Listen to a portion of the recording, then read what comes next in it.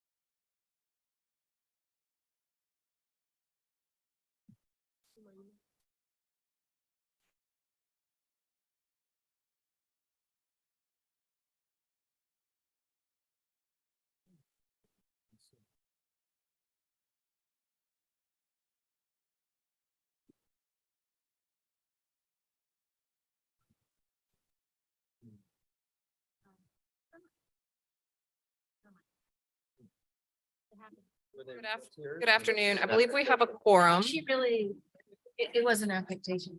It was not. It was not an Oh, affectation. well, that's unfortunate. Yeah. I mean, that, You left. how many contractors? You got Paula George was there, like really upset.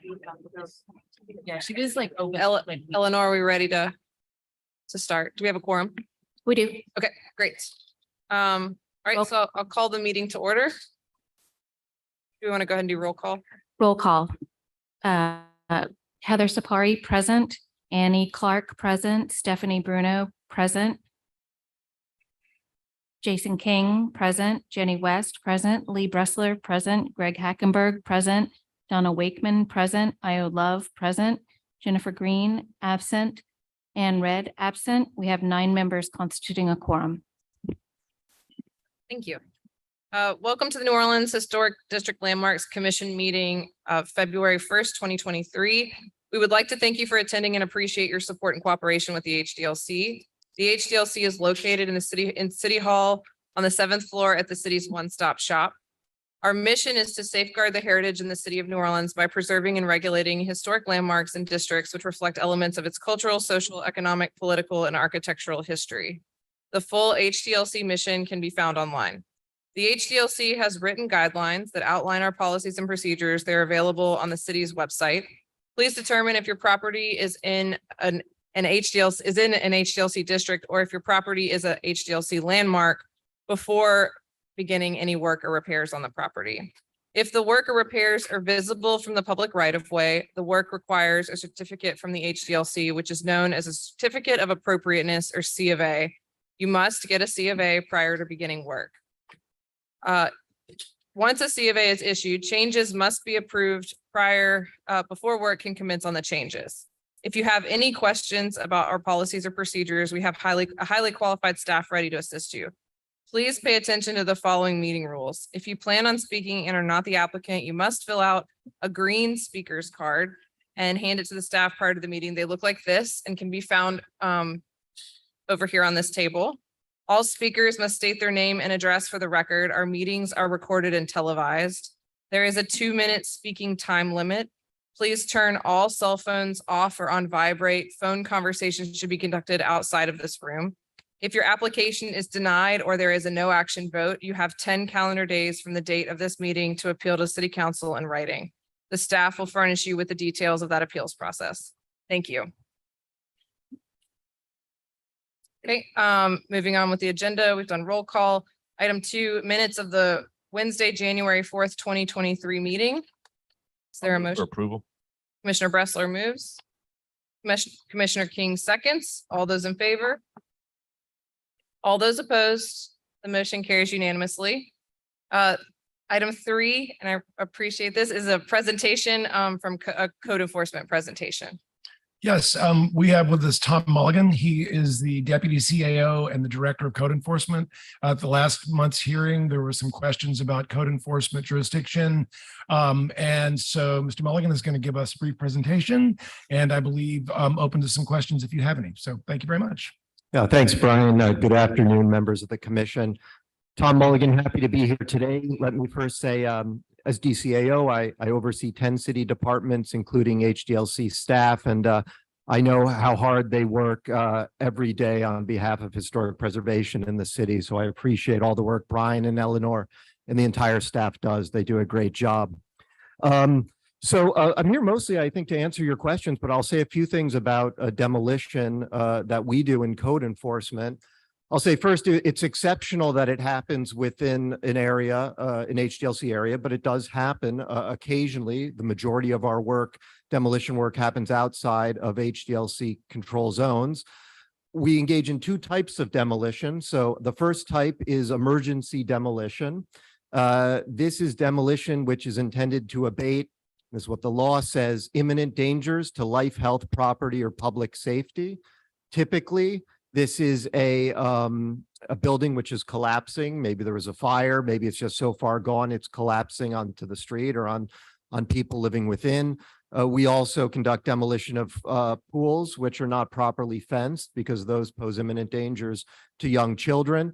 A property also that is structurally stable but is the home to serious criminality, fire hazard, that could also meet the criteria. And the appropriate remedy could be emergency demolition. In all cases, I can take all emergency abatement measures on my own, except emergency demolition, and then I need the Director of Safety and Permits approval as well. The other form of demolition we engage in is called strategic demolition, and so this is a property that is blighted, has gone through the code enforcement process. We've had a hearing. Typically, we've had several hearings, and it's just not getting fixed. We've tried working with the owner. We've tried imposing fines, and we don't see a route to its renovation, a route to having the blight corrected. We get a demolition order from a hearing officer, and then we try to dispose of it by that means. Really, in those recalcitrant cases, that's one route we can take. We can demolish it pursuant to a demolition order.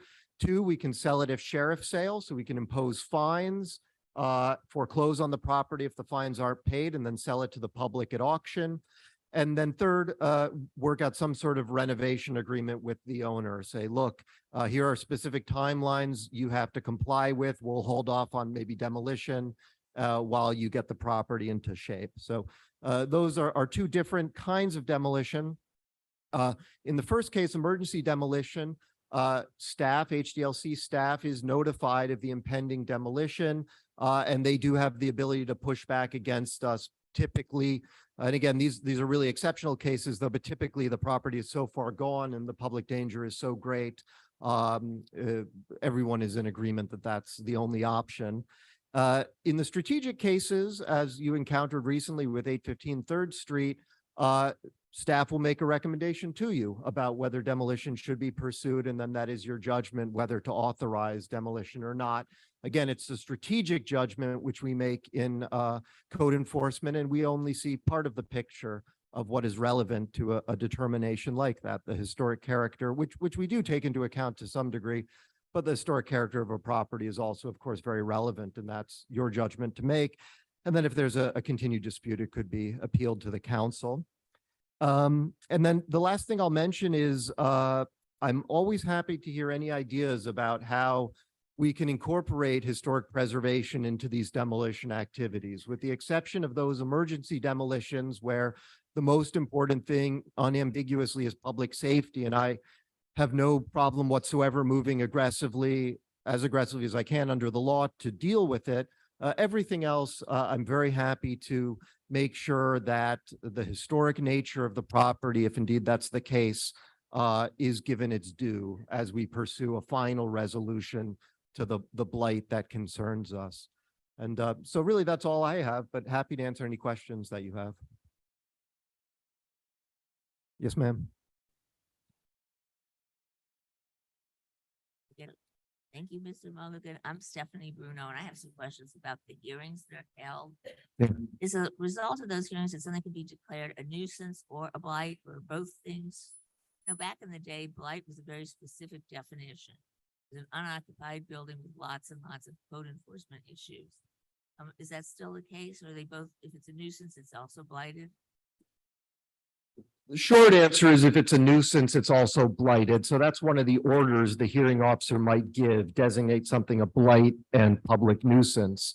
And that doesn't do a whole lot for us, although it does enable a criminal misdemeanor charge. And that is something that has been on the books but not used. And I'll say that is something I am pursuing in the very worst cases when we have an order like that.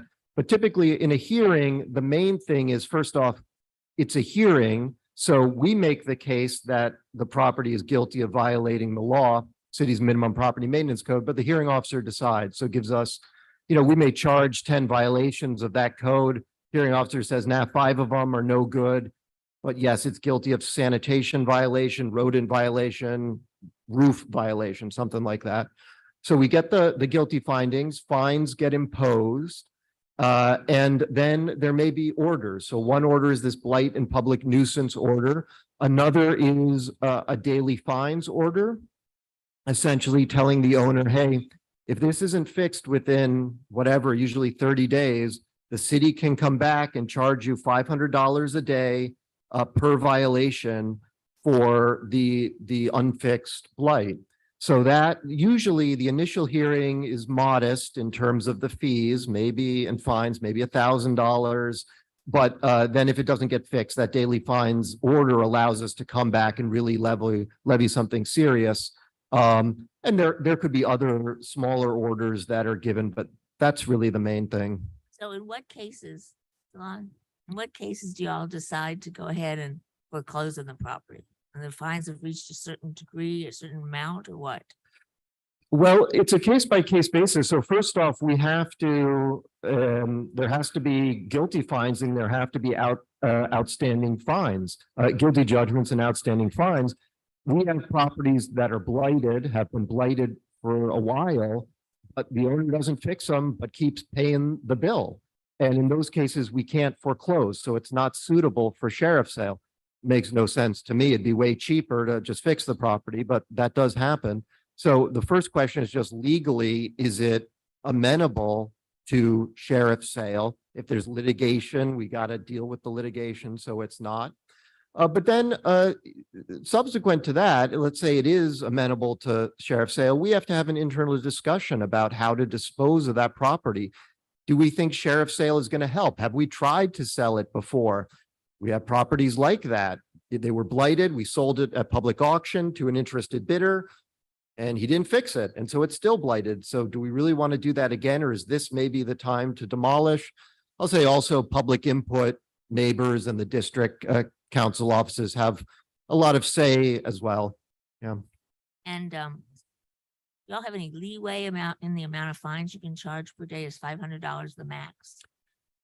$500, I believe, I don't want to lead you astray, but I believe $500 is the maximum per violation.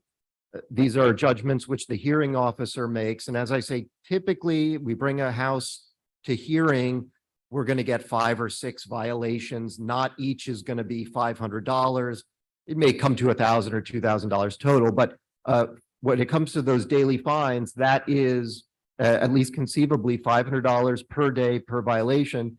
In practice, hearing officers don't tend to impose $100,000 fines, but they do very frequently impose $10,000, $20,000 fines for a property that's been, say, blighted for a year. Okay, thanks very much. Sure.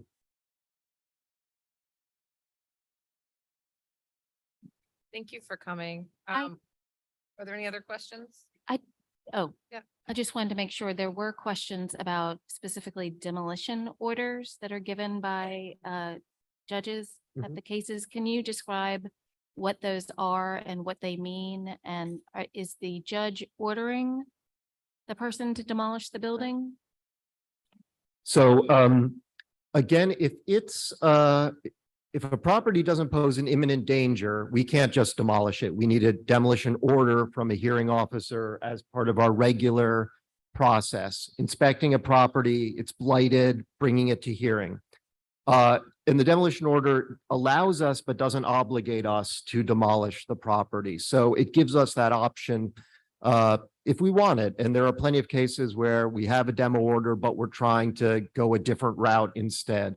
I mean, if the building was really so far, well, I shouldn't say that, but if the building was in very, very, very bad shape, probably it would qualify for imminent danger, emergency demolition. That's what we would do. But a lot of these properties which do have demo orders are just junky and bad. And if you really had an owner who cared and had the resources to fix it, it could be repaired. Now that's not, I mean, each property is a little different, but typically we don't want to act on all demo orders we receive, but we do act on a lot of them.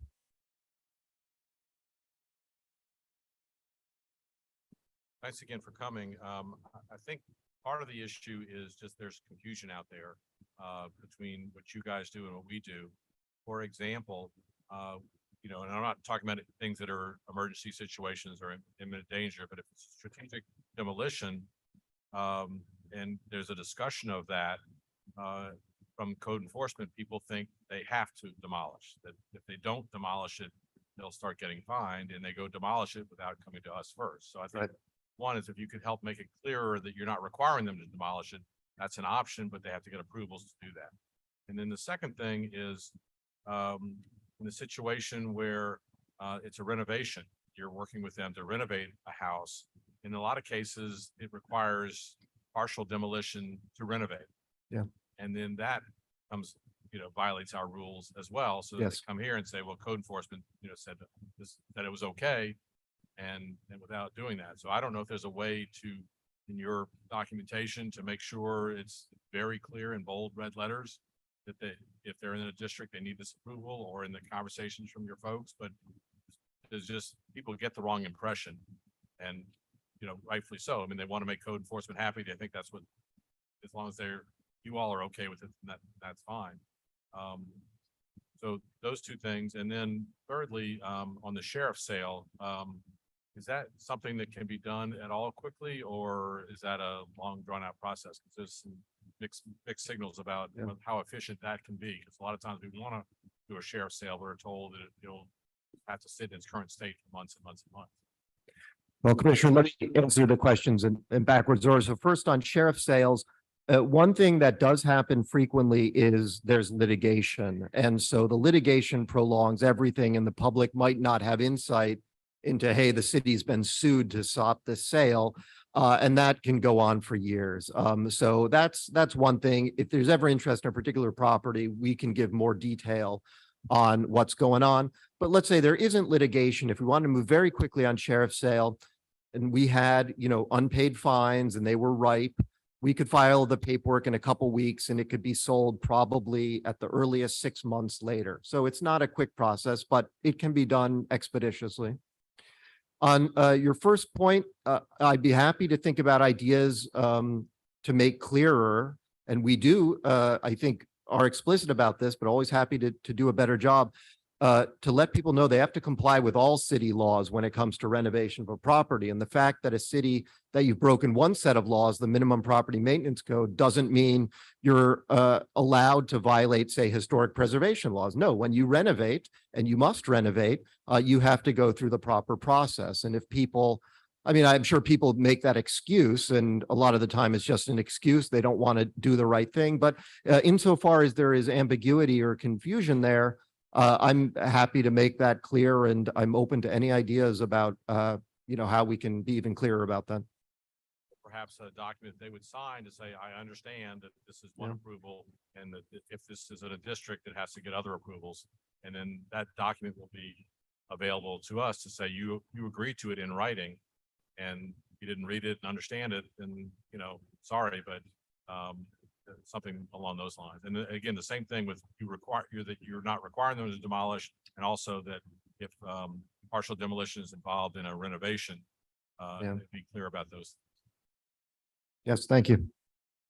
So I do have a question, a little bit off topic, but in line with the points just raised. It's always been a mystery to me when people come before us and say, well, safety and permits gave me whatever, and they're in a historic district, as if there's a complete separation between safety and permits and the HDLC. Isn't it possible for safety and permits to know that a property is in a historic district and say specifically, and you must obtain approval, not just be in compliance with all city ordinances, Mhm. but you must obtain approval from the HDLC? I can answer that. Excuse me. Actually, the way our permitting software Llama is set up, an application that goes in that is in a historic district, they should not actually have the ability to issue a permit unless the box is checked that says that the HDLC or the VCC permits have been issued. There are occasional mishaps where something gets missed and there's a workaround, but that is, it's a mistake because we've tried to correct that in electronically. So there are stopgaps, they just sometimes don't work.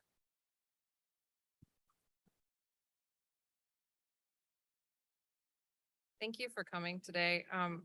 We had requested just that you come and do a presentation both for the commissioners that are present as well as because these meetings are televised, and just to educate the public on this as well. We do get, I think recently we had two unusual cases, one at Third, where it was the city coming in front of us requesting the demolition of the property, which we deliberated at length and deferred and came back and discussed it even further at a second meeting, and ultimately denied that demolition request because we do look at it much as we look at any other demolition, whether the city owns it or a private individual or anyone else who's requesting a demolition. And then often we do get a number of folks who are confused or love to use the excuse that they have received the notification from code enforcement requesting, and they want me to demolish this property. So, hey, commission, why won't you follow suit? And so we really appreciate you clarifying that it is a separate process from the HDLC, but both agencies are working together. And so I think we greatly appreciate your time coming here. And I just want to make sure that all commissioners had the chance to ask questions if there's anything else for clarification on that. Commissioner I have Bruno. one more question about Third Street. For example, that seems like that would be a prime case where you could levy fines and bring it to a foreclosure hearing, and there's nobody there to pay the fines. Is that what you plan to do?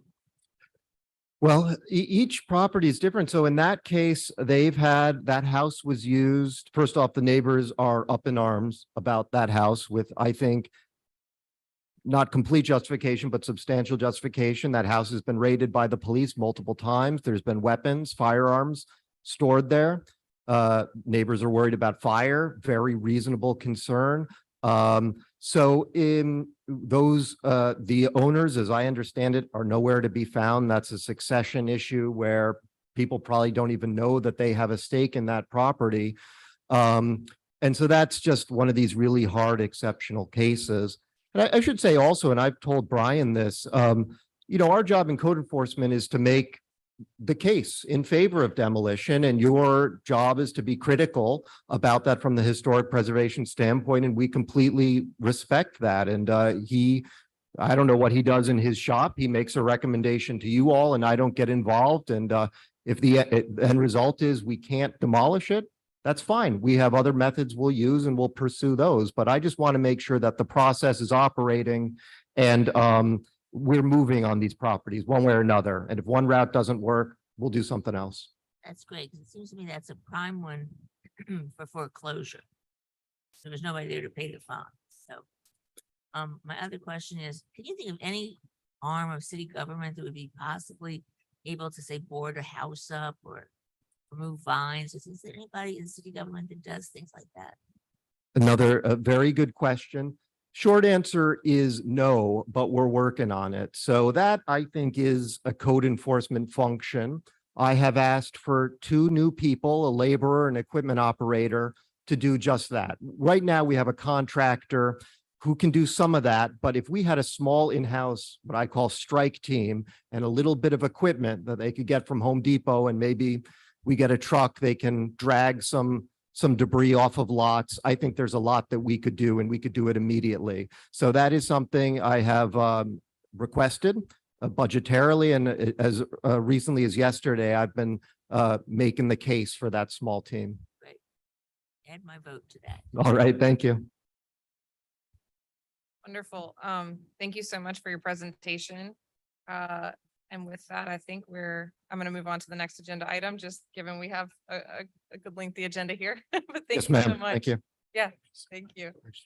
Yes, thank you. All right, item 4, landmark designation of 2525 Lafayette Avenue and 2532-26 St. Peter Street. I'll let the staff make their presentation. This is a designation report, so it's rather lengthy, so I'm going to just hit the high points on this. 2525 Lafayette Avenue, 2532-36 St. Peter Street is an individually listed building on the National Register of Historic Places and a significant rated building in the Parkview Local and National Register Historic District. The property encompasses multiple lots of Municipal Square 326. The building faces St. Peter Street, is backed by Lafayette Avenue, and is bound by North Rocheblave Street and North Dorgenwa Street. The building was constructed in 1930 and designed by the architecture firm Jones, Russell, Olshner, and Viner. The building was placed on the National Register of Historic Places on December 27th, 1974, and was nominated for study as a local landmark by the New Orleans Historic District Landmarks Commission on July 20th, 2017. In 1929, Robert Chapois commissioned the architectural firm of Jones, Russell, Olshner, and Viner to design a new building to replace his laundry business's older facility, which had burned down. Chapois wanted this new building to be modern, utilitarian, state-of-the-art, and beautiful. The new General Laundry Cleaners and Dyers building was different than anything else in New Orleans in 1930 and was shocking in its opulence and irreverence. Vibrantly colored and highly ornate, the General Laundry was high style, late Art Deco. Its ornamentation closely resembled the Mayan revival style popular in the Southwest and West Coast at that time. Through design and presentation, Robert Chapois capitalized on the Depression era taste for grandeur and escapism. General Laundry opened May 30th, 1930 to great fanfare. 5,000 people attended the grand opening, along with state and city officials. The visitors toured the business, danced to a live orchestra, ate sandwiches, and souvenirs were given to the women and children. Robert Chapois spoke of the modern laundry and its relationship to the home. In the upcoming years, he threw style shows, monthly parties where customers could tour the plant and mingle with models. Chapois wanted to, quote, show the people of New Orleans what beauty, grace, and attractive present-day laundering and proper wearing can be had from homespun cotton garments of this city. However, by the 1940s, sending laundry out to be cleaned was becoming obsolete with the rise of the in-home washing machine. In September of 1973, the building was sold to the U.S. Postal Service for $430,000. The Postal Service planned to demolish it to build a parking lot. Those plans for demolition spurred the community into action. Jack Davis of the States Item newspaper wrote in 1974, Would the U.S. Postal Service tear down a beautiful building, a solid building of architectural distinction and fun just to have a parking lot? Leroy Green, a representative for the post office, promised we would never destroy a building of genuine recognized historic value. Robert Drew, project manager at Curtis and Davis, the architectural firm working for the post office, assured Mr. Davis that although he had never seen the building, the laundry was interesting, but not a landmark. The Postal Service insisted that it was not the policy of the Postal Service to destroy our architectural heritage, but the general laundry was a wretched example of an art form no longer in existence. Arthur Scully Jr., architectural historian of Louisiana Landmark Society, wrote to warn him that postal officials should not presume to judge what later generations will find valuable. The Louisiana Landmark Society nominated the building for placement on the National Register of Historic Places in 1974. As a compromise with the Postal Service, only the facade was placed on the register. The National Register report is very spare, but states the building appears intact with all Art Deco motifs in their original unfaded color as it was when it was erected. The effect of colors, zigzags, undulations, Aztec temple motifs, diamonds, sunrises, and rhythmic effects of the pilasters has an arresting appearance. It epitomizes as no other Art Deco building in New Orleans, the Art Deco approach of geometric patterns, rich colors, and the reliance on motifs. The listing spurred the building's inclusion into the traveling 1974-75 American Art Deco architecture exhibition. The only other building in New Orleans to be included in this exhibition was the National American Bank building. Nonetheless, the Postal Service wanted to see the building demolished. On March 20th, 1975, they and the Advisory Council for Historic Preservation held a public meeting on the matter. At that meeting, the State Historic Preservation Office in Baton Rouge suggested 4 options: use of the building by the post office, letting it stand vacant, donating the facade portion to a worthy owner, or demolition as a last resort. The Postal Service voted to defer demolition for another 6 months after their meeting with the Advisory Council. In 1980, the Postal Service sold the building to Richard and Jules Kahn, owner of Dixie Mill Supply, for $241,300. Southern Scrap Metal bought the building in 1986 with the title restriction in place that new owners could do nothing to its exterior without first clearing the plans with the State Historic Preservation Office. In August of 2014, Southern Recycling LLC applied to the City of New Orleans for demolition of the building in order to build a new metal warehouse. This application was withdrawn on December 4th, 2014.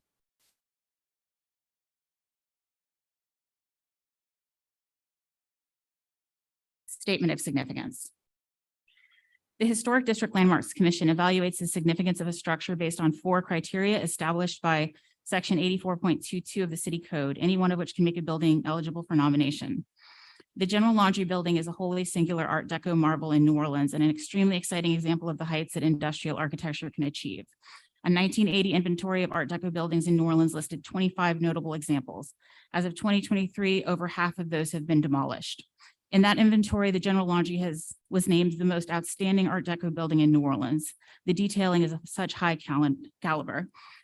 The effect is whimsical, startling, bright, and irreverent. This sort of highly detailed Art Deco architecture, while found in other parts of the country, is exceptionally rare in Louisiana and is completely unique in New Orleans. While the building has been very poorly maintained, the terracotta is still amazingly vibrant and mostly intact. The staff finds that the General Laundry Building overwhelmingly meets the criteria for architectural significance, which is defined as any building that embodies distinguishing characteristics of an architectural type or specimen.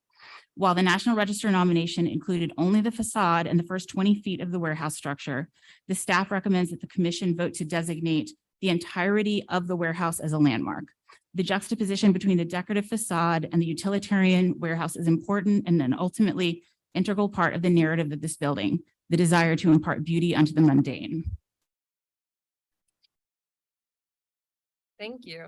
That was an exceptional report and story on report of the use of this building.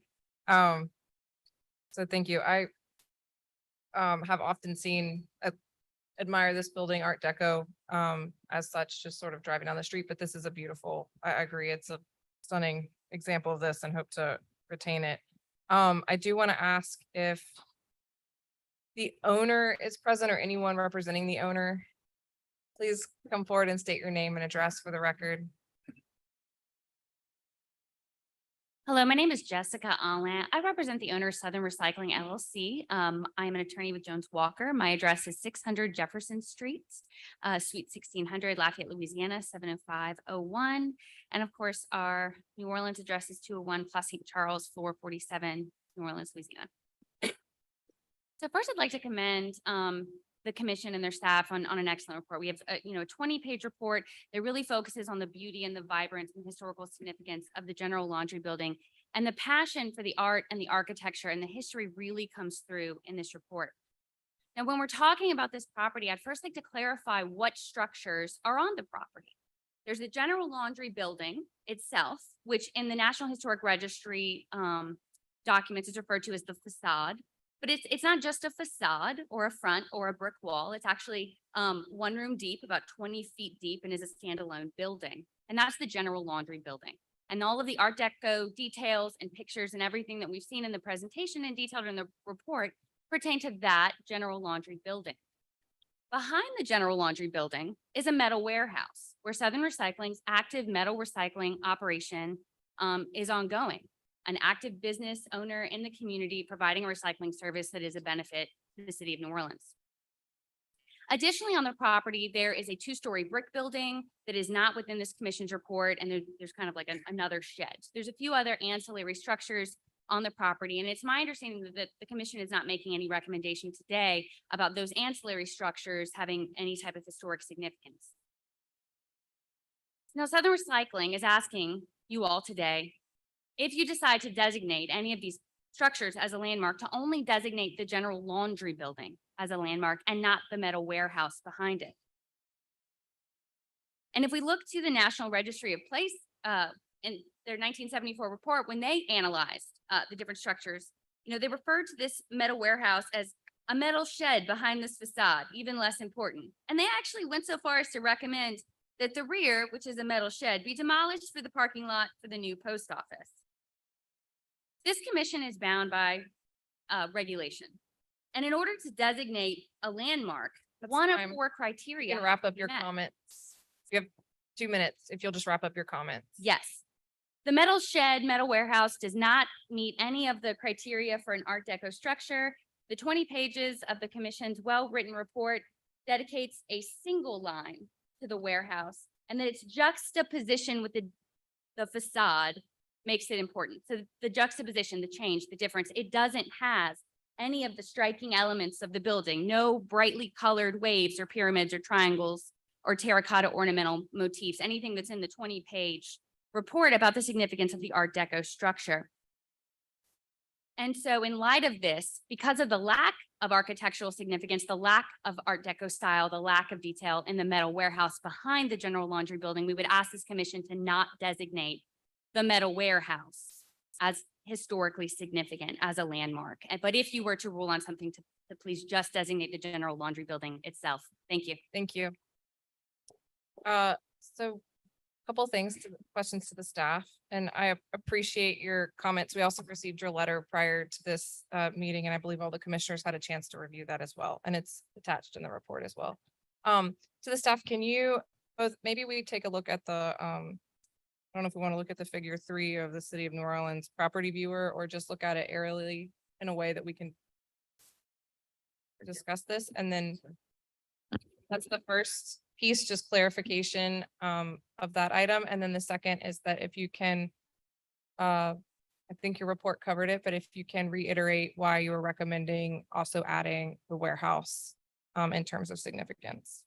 Yeah, if you look at figure 1, the Sanborn Fire Insurance map from 1940, you can see the original structure, which is the warehouse and the facade together. That was the original structure, the original just- building. Give us one moment while we catch up to you on the screen. Okay, so that's, these are the diagrams if you're looking at your iPad that are highlighted in yellow in the report. So that sort of beginning, that first part there facing St. Peter Street, that structure is the original warehouse structure. If you look then in 1994, it's that exact same structure. And then if you look at the property viewer from 2023, it is the exact same footprint, the exact same structure. We do not normally just nominate facades, we nominate whole buildings. And I think in this one as well, given the staff's research on this, and they do also talk about the use inside of this building as well, and in terms of significance. But yes, I'm familiar with that as well. But for nomination, I guess I'll open this up to, I want to see if there's any public comment on this application. There's no public comment. This is a landmark nomination. I will open this up for discussion between commissioners and see if there's any one, if we want to have a nomination, Just had a question. designation. What is the genesis of this application? I'm sorry, designation. Thank you. What is the genesis of this? How did this come about? So the building was nominated in 2017, and the owner requested the designation. It was nominated by, I would have to check who nominated it. Owner. Yeah, but the current owner? And so is the warehouse a separate building or is it? it is one structure. It is one connected building. And that's what you can see. And that's why I asked them to go over the Sanborn map. So you can see it in the figure to the top. So that is the original Sanborn map from, I'm looking to see our dates are, 1940. yeah, 1940. And that large square, and then you can see it as you go down to the bottom left. Again, it's the square that's indicated as scrap metal. And then again, on the property viewer in 2023 is figure 3. And actually, if you look at some of the photographs, you can easily see down the side, the continuation of different Art Deco elements with the warehouse being right in the middle.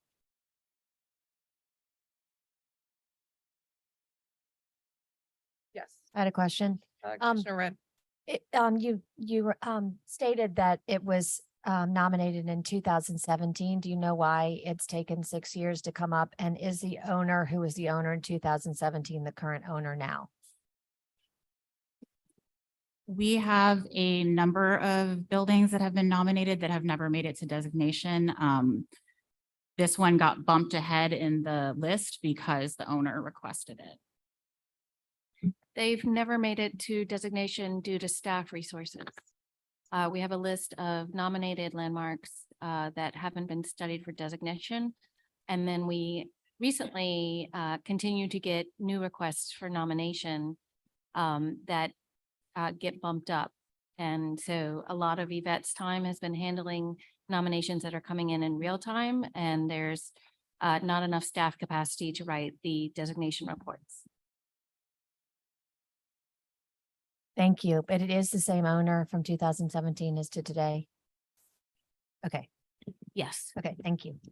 And I'll just reiterate in terms of, I read the staff's report on this very thoroughly. I also think the figures are very clear that historically this structure was one structure.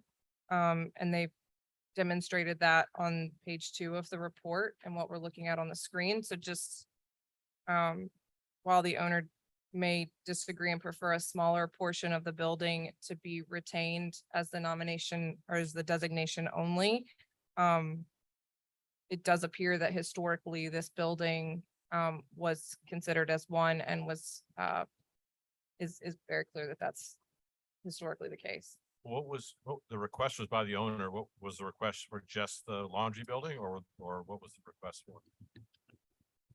They requested just the facade and one room back. And so if you scroll up in the report, just for the commissioners, did you see how the detailing turns and is roughly one bay back or 20 feet? That's what's the owners in disagreement on for the council that they've sent to represent them today. And that they're requesting that the designation is only on essentially that front portion, not the full building. I guess I don't understand how that works. If they requested it just for the building and then it comes to us and we said, okay, we'll do the building and the rest of the facility as well. I mean, aren't we going beyond? Can we legally do that? I can sort of speak to the process. You don't have the file here, but I believe the staff generated the request for the nomination back in 2017. And so the entire building was placed under the jurisdiction of the HDLC at that time. And then it was placed on the list of nominations that required study. The reason why I believe this is coming up now and the reason why the owner is calling the question is because we have been citing the owner for demolition by neglect. And I believe it's made it as far as administrative adjudication where fines are being considered. And so they wanted essentially to call the question as to whether or not they are under our jurisdiction at all. And while I think they understand that, you know, we would like to keep and are intent on keeping this building under our jurisdiction, less of it being under our jurisdiction is easier for them, which is why they're requesting only the facade. The staff feels very firmly that this is a building in its entirety that it justifies historic designation and protection. And we encourage the property owners to, of course, put in the required resources to maintain this historic iconic structure.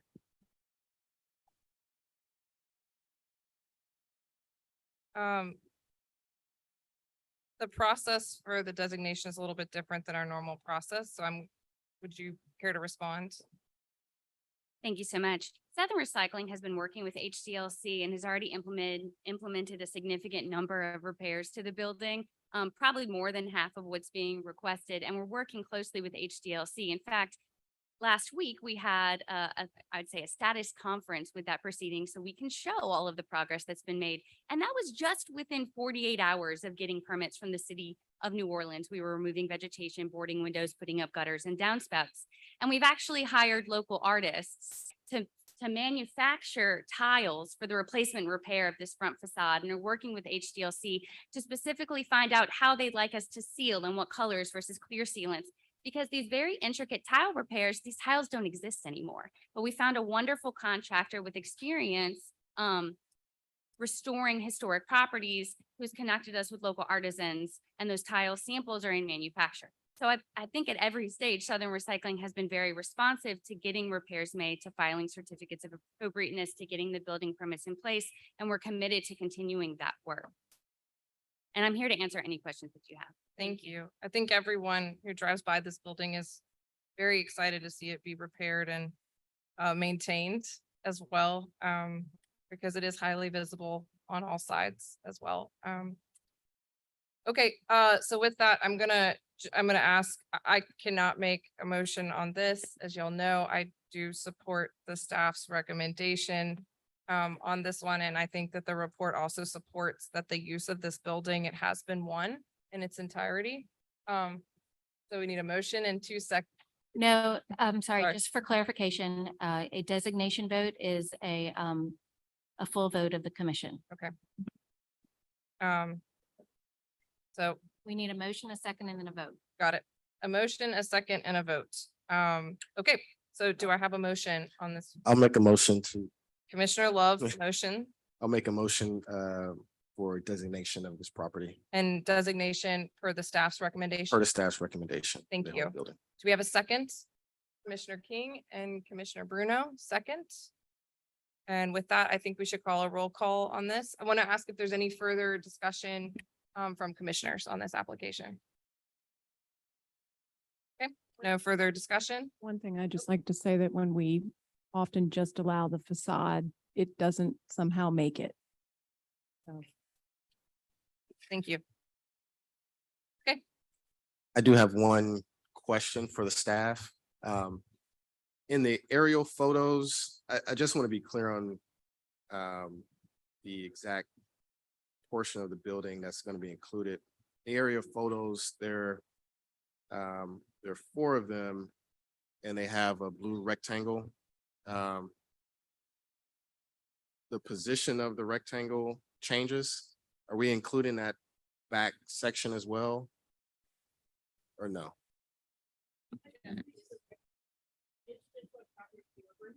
Okay.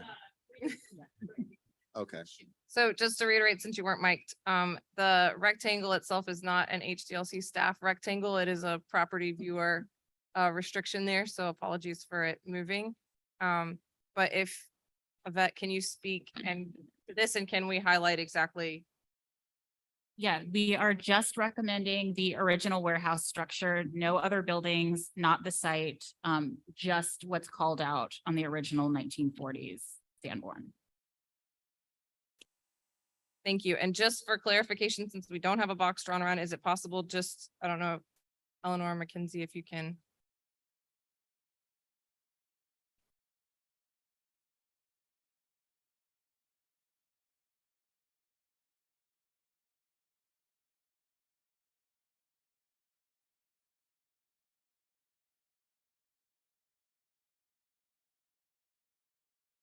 That's it, right?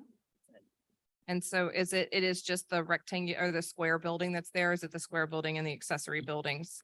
It's just the square building. Just the square building, so not the accessory components of that. And I think it's further clarified on figure 3, where you can see the overlap of the yellow and the blue. Is that correct? Yes. Okay, thank you. No, so it's the overlap on figure 3 of the blue and the yellow highlighted areas. So it's just the square portion where you can see it on the Sanborn map to the left. It says scrap metal, and to the current property viewer square that's there. And I think Commissioner Love, I believe that confirm, just making sure everyone is in agreement, because we currently have a motion on the floor and there's no interest in amending the motion. Okay, thank you. There's no interest in amending the motion. Okay, with that, can we do a roll call? Yes. Heather Sapari, Aye. Annie Clark, Aye. Stephanie Bruno, Aye. Jason King, Lee Bressler, Greg Hackenberg, Aye. Donna Wakeman, Anne Red, Aye. Io Love. Aye. I got everyone, right? The motion passes unanimously. Thank you. Given this is not an application, I assume it can still be appealed. Forgive me. Yes. So the building has been designated. And if you wish to appeal the decision, you have 10 calendar days from the date of this meeting, to appeal to City Council in writing, and the staff will furnish you the details of that appeals process. Thank you.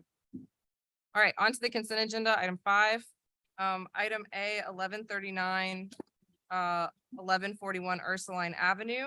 Item B, 1313-1329 Jackson Avenue, 1220-1320 Josephine Street, 2111, 2115 Chestnut Street, 2134 Coliseum Street. Item C, 1500 Henry Clay Avenue. Item D, 623 Orange Street. Item E, 1133 North Villery Street. Item F, 1240 7th Street. Item G, 516, 518 4th Street. Item H, 2525 North Rampart Street. Item I, 521 Pacific Avenue. Item J, 627, 629 Lazardi Street. I believe that Commissioner Hackenberg needs to recuse himself. Yes, item F, 1247th Street on the architect record. Okay, thank you. Is there any public comment on the consent agenda? No public comment. Can I get a motion on the consent agenda to approve? Commissioner King, seconded by Commissioner Wakeman. All those in favor? All those opposed? The motion carries unanimously. Thank you. And to the folks who are here representing projects that are on consent agenda, you can leave. You do not need to stay for the remainder of the meeting. I will say it one more time. You can get out of here. You do not need to stay. Your project has been approved and you can move forward. All right, thank you. Item 6, new business work applications. Item A, 2721 St. Claude Avenue. Is the applicant present? Please step forward, state your name and address for the record. We'll hear the staff's presentation first and your comments following. I'm gonna Name and address first. Yeah. Thank you. Oh, come forward. All right. Please state your name and address for the record. Yes, thank you. Jeffrey Farshad on behalf of 2721 St. Claude LLC, and my address is 2021 St. Claude Avenue, New Orleans. Thank you. This is an application for the removal of existing asphalt shingle roofing for installation of new standing seam metal roofing at a contributing rated 1-story, 2-family raised basement residential building in full control Marigny. The applicant is requesting to remove the existing asphalt shingle roof for installation of new standing seam metal in a galvalume finish. Based on FEMA survey research, the current raised basement building appears to have been constructed between 1860 and 1870 and was likely elevated at some point between 1908 and 1937. Based on the height of the building and the adjacent open parking lot, the roof is highly visible from both directions of travel along St. Claude Avenue, including a portion of Dutch gable roofing at the front elevation. While the original roof material is not known, it was likely slate based on the age and style of the building. Ridge tiles are not currently present on the roof. As per the HDLC guidelines, metal roofs are typically not appropriate for highly visible roof slopes or where the original roof material would have been slate, especially on higher style buildings. Based on these factors, staff recommends the commission vote to deny the request for new standing seam metal roofing. However, if approval is granted, staff recommends proviso that the roofing be specified in a dark color and with a less reflective finish. Thank you. So the applicant, do you wish to address the commission? Yes, thank you. I would like to speak on behalf of my company. First of all, if the commission would like it to be a darker color and you want to just go from there, I'm easy. I'm trying to get this done. I'm trying to do it right. And I'm trying to do this project beautifully. And I'm trying to change this corridor of St. Claude. This is a situation where the commission needs to weigh the attempt to preserve historical standards on a block where there is none. We've got a check cashing spot on the right, and we've got a scooter shop on the left. We've got a parking lot directly on the side of me. Also, if you look at these photographs that the staff is showing, they purposefully do not show from the other direction the blatant standing seam roof directly to the right of this property that is entirely visible from the street. In fact, if you look at the photographs that I submitted to show, the HDL sign up, I mean, it's blatant. And so, again, we're weighing the attempt to preserve historical standards on a block where there is none against best efforts and best methods to preserve the structure. Okay. This is the best attempt to preserve the structure against inevitable storm damage. I just finished tarping that roof and fixing and repairing these shingles for Zeta in 2020. I just got that roof, nice and tidied up, and then boom, back to tarping that roof, and then back to needing to put on shingles again. And it's just not realistic. This is inevitable future storm damage, and we all understand. Your comments, you're almost at 2 minutes. Okay, thank you very 2 much. minutes, yeah. Again, this neighbor behind the building, very visible standing seam metal roof. The check cashing company has the parking lot directly next to me. That parking lot will forever remain a parking lot. So that standing seam roof will forever. Please put up your comments. You're past 2 minutes. Yes, thank you. The St. Rock Market gets a standing seam roof. That is much more historic. That is much more visible. It's much more prominent. There shouldn't be a double standard on that. This is a contributing structure, which is a lesser rating. And I'll finish with this. I've spent the last 6 years cleaning up trash on that block. And that included, and it still does include, picking up human feces off of the sidewalk and off of my property. I'm asking that y'all allow me to polish this turd, okay? It's very simple. Let me put on a realistic We roof. can end on that. So that's, thank you. We've heard plenty. Thank you. comments here. Okay, so I'm familiar with this building. I drive by it often. I'm sure Commissioner Wakeman does as well. So the building is, just to reiterate, is on St. Claude Avenue. It is it's marked yellow in the staff report. It is a contributing building, and it is in a full control district. So while we may disagree on, I believe your comment was no historical standards on St. Claude, there are I didn't say that, ma'am. Yeah.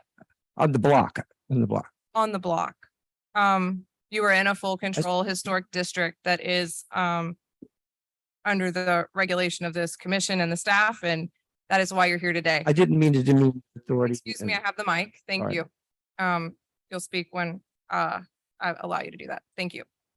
Okay, so with that, I have not heard anything from the applicant that would shift the decision. I believe the staff is recommending denial, given that it is a highly visible roof. Commissioner Wakeman, this is in your district. I'll let you. Yeah, one comment or clarification I would like to give the gentleman. The building that you point to as a precedent, understanding that we really don't take what's gone before as a standard. But I do want to point out that your neighboring building is not in a full control district. Therefore, what went on the roof, we had absolutely no control over. Furthermore, we have no control over what the city does with city-owned property, i.e. St. Roch Market. So to address those, if you thought we weren't applying the same standard, you would be incorrect. But the other thing that I want to leave you with is part of the value of your property, quite honestly, is that it's in a historic district.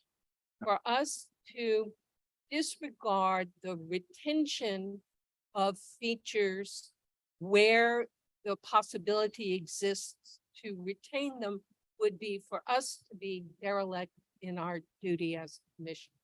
I move that we accept the staff's recommendations. I believe we need public comment before we have a. We do. Thank you. Is there any public comment on the application? There's no public comment. I will allow you a very brief response, brief and to the point. Absolutely. First of all, I'm sorry if I offended anyone. That was not my intention, and I was entirely aware that the building behind it is not within the HDLC jurisdiction. Completely aware. I was only trying to point out that there's no jarring visual difference. People are going to pass by and they're not going to notice one way or another. We know, because we're sitting here and we're looking at our, map. But again, I'm sorry if I offended anyone, and that, I'm here because I respect your authority, in fact, right? So again, I would ask that you maybe please consider the staff's secondary recommendation of a darker featured type of standing seam metal roof, and I'd be entirely happy to comply. I'm just trying to put on a realistic roof that will survive. I just lost 2 roofs, and I thank you all for, sorry if I offended anyone. I don't believe you've offended this commission. We have a lot of applications to hear today.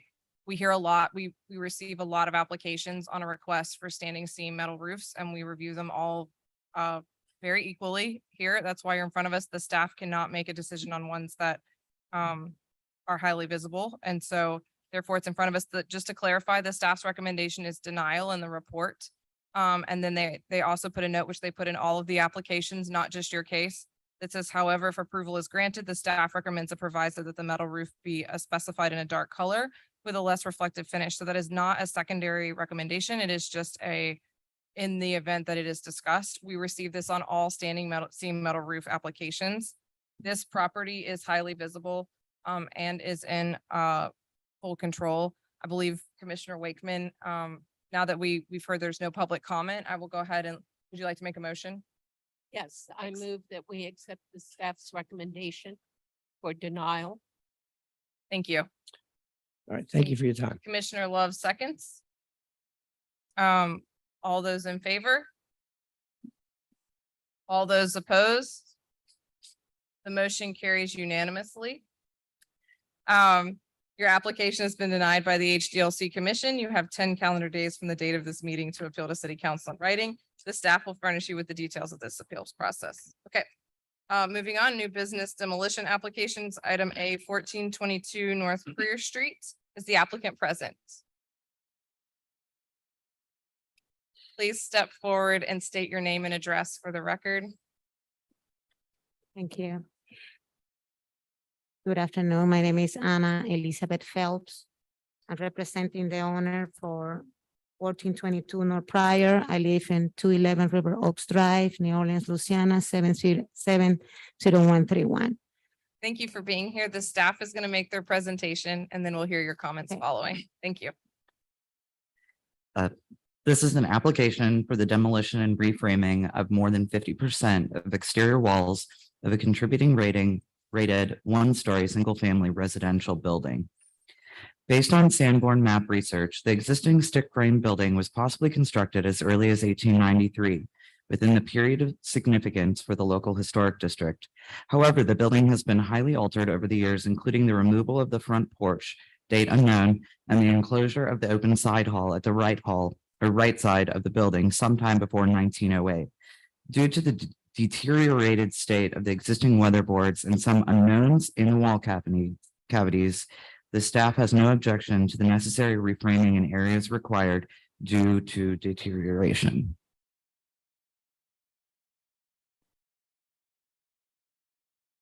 Good. Thank you. The owner understand that he received a lot of violations for the rotten building, and because has a lot of problem with the damage of the exterior, and he pretty much is requesting a permit to weather tight the building, removing all the rotten wood and all the mold that is between the configuration of the walls, and replacing it exactly the way that it is with the same type, the type of the walls and the same height, and keeping the same openings of the windows. So he just want to respond to the neglection that he has had for over the years with the building, and he wants the permission to replace it to be in accordance to the circle area of the building. Thank you for being here and representing the interests of the owner. Just to clarify, and we heard your comments, the staff's recommendation on this is no objection with the proviso that no unnecessary framing is to occur. Do you agree with the staff's recommendation? Yes, we indeed. Wonderful. With that, this is in Esplanade Ridge. We do not have a commissioner for that district. Do I have a commissioner who's interested in making a motion? I'll make a motion that we go with the staff recommendation with no objection, with the proviso that no unnecessary reframing is to occur. Thank you, Commissioner Clark. I'll second. Seconded by Commissioner Bressler. Is there any public comment on this application? No public comment. All those in favor? All those opposed? The motion carries unanimously. Thank you and good luck with your project. Thank you. Thank you. All right, item B, 3705 Chestnut Street has been withdrawn. Item C, 2007 La Peru Street, this is always my tricky one to say, is the applicant present? One more time, is the applicant present or anyone representing the applicant?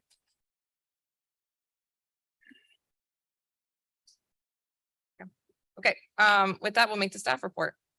Okay. This is an application for the demolition of an altered contributing rated one-story single-family residential building to grade. Basically, the summary is the one-story building has relevant massing, scale, and siding and roof form for the surrounding historic district.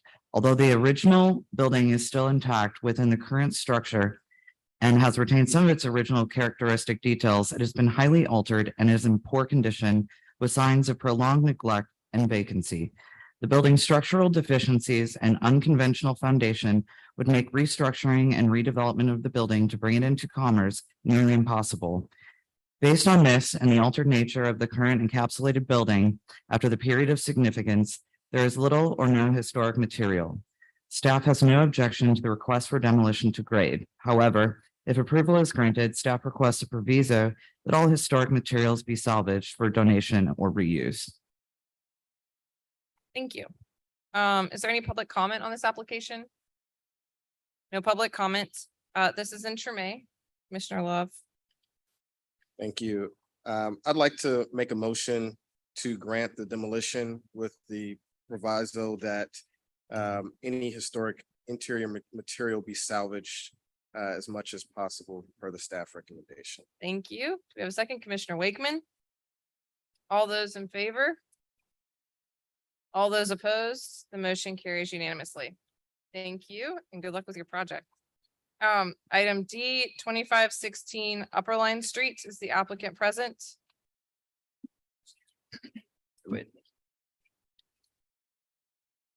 Is the applicant present? The applicant is not present for this one. That's moved to next month. Oh, I this, apologize. I'm sorry. Okay, item D has been withdrawn from this one or deferred. Item E is 3307 Iberville Street. This one has been withdrawn. Item F 2033 Foucher Street has been withdrawn. Item G 1023 Cambron Street. Commissioner Hackenberg. Yes, I have to recuse myself. I'm the architect of record. Okay, thank you, Commissioner Hackenberg. Is the applicant present? Yes, Thank you. Please state your name and address for the record. Craig Roulette, 8527 Oak Street. Thank you. The staff will make the report and we'll hear your comments following. This is an application for the demolition of more than 25% of the historic materials at the primary facade, more than 50% of the roof structure, and more than 50% of the wall structure of a contributing rated one-story single-family residential building. The wood frame single shotgun appears on the earliest Sanborn maps with a recessed left porch elevation built before 1980, built before 1896 within the district's period of significance. The proposed facade removal would expose the historic facade of the building, which has been encapsulated. The proposed demolition of roof and exterior walls at the rear additions would also bring the home closer to its historic footprint and is located. Oh, excuse me, there's a typo. Staff would like to note that the older addition on the home was built within the period of significance between 1896 and 1909. This addition also includes an encapsulated small rear porch that was present before 1896. While staff has no objection to the proposed work, staff would encourage the applicant to consider keeping the older of the two rear additions visible in the included Sanborn maps. And there is public comment from a few different people that were submitted via email. We received those. Okay. Thank you. So just to reiterate, the staff's recommendation is no objection. This is a very special property and actually very exciting in terms of bringing it back into use and bringing it back to the historic structure. To the applicant, do you wish to address the commission? Yes, You have 2 minutes. sure. I'm here today looking for approval on this project. Our plan is to remove the inappropriate enclosure around the original structure to bring it back to what it looked like originally. We are also looking to add on to the rear of the home. The rear of the home has several missing windows. It is in very bad shape. It's a different foundation than the front, which was the original existing structure. So we are looking for that. It is further than 2 rooms back from the front of the house, and it's also not visible from the street. If there's any questions, I'm happy to answer them, but that's all I have. Thank you. We did, just to note, and per the staff's comment, we did receive a number of public comment, mostly neighbors in support of the project. So thank you. This is in Carrollton. Commissioner Bressler. A question for the staff. What was the proviso again about the 2 rooms being visible? So there are 2 additions at the rear of the home that were both have been proposed for removal. The first addition that's closer to the main structure of the home was added within the period of significance between 1896 and 1909. So while I love the idea of, removing that encapsulation and exposing the original facade, and I love the idea of returning the home to closer to its original footprint, I just wanted them to consider that one of those additions is very historic. But I didn't include a proviso in my recommendation, just that they consider that. Have you all considered that? So the home's been vacant for a long time. It's changed hand 4 times this year. 4th owner now has it because previous owners have seen it's not a viable project. The rear part of the home is the part missing windows. It's been waterlogged for a long time. That foundation doesn't have footings like the front. They're not deep footings. It all needs to come out, in my opinion. It's like there's no way to save it. The walls are rotten. So I'm asking, since it's in the rear of the home, not visible from the street, there's nothing significant about it except that it's been around for that long. We're asking to remove it. All right, I'll make a motion to go with the staff's recommendation. I need to call for public comment real quick. Is there any public comment on this application? No public comment. I'll make a motion to go with the staff recommendation to allow the demolition. Thank you. Is there a second to that motion? Commissioner Bruno, seconds. All those in favor? All those opposed? The motion carries unanimously. Thank you and good luck with your project. Thank you very much. Commissioner Hackenberg, you can come back. Item H, 8500 Spruce Street. Is the applicant present? Please step forward and state your name and address for the record. Michael Ballard, 4513 Annunciation Street. Thank you, Mr. Ballard. Staff will make the report and we'll hear your comments following. This is an application for demolition of 100% of the roof structure for construction of a second floor addition at a contributing rated single-story commercial building in Carrollton.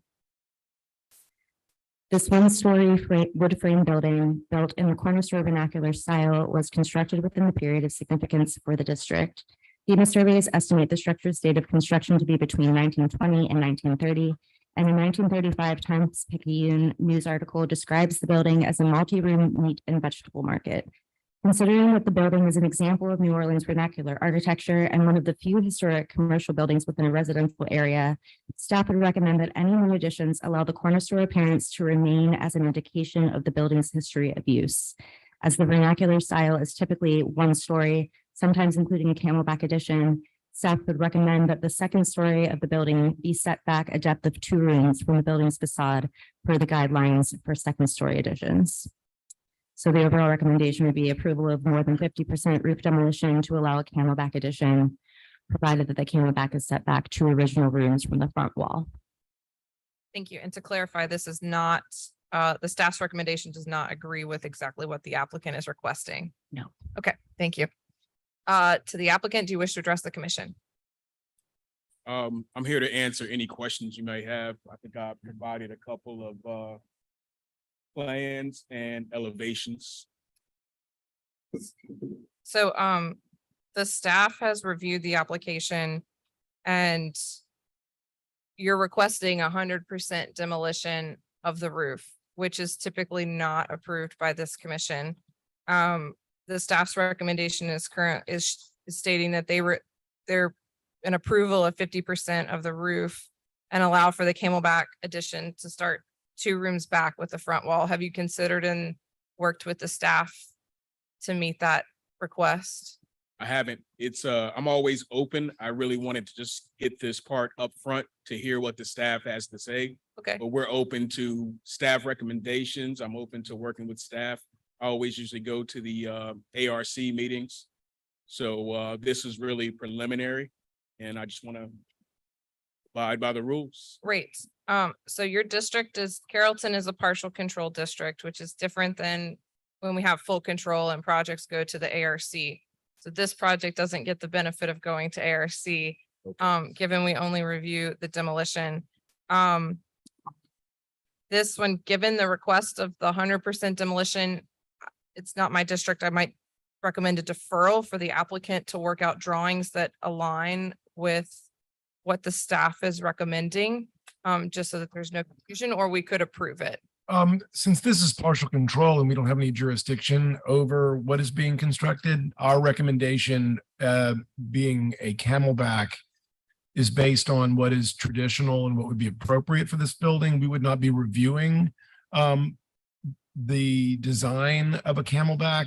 We would review a revised application that only involved 50% demolition only. So essentially a roof plan that shows the Correct. demolition. So you could actually approve, I mean, you could deny the application. As submitted. I guess that's what you're saying. Yeah, I just want to make sure it's really clear with the applicant. And Right. given we don't have a document from the So a applicant. that deferral, you're right. That's why I'm wondering, I was weighing it around too. So, I guess to the applicant, it sounds like you're willing to work with the staff. And just for clarity, and given your project is, you said you're early in design, you would need to revise the whole set of drawings, but would just need to submit a demolition roof plan, right? That just shows that you're at 50%, because we only review demolition. and won't review the new construction. So would you be open to doing that and coming back to this commission in 30 days? I guess my question is just to make sure I'm not wasting anyone's time. When I resubmit, does it need to show only demolishing the first, when you say the first bays, are we talking stepping back from Spruce Street? So let's take a look. I think we can scroll. I'm gonna drive in here.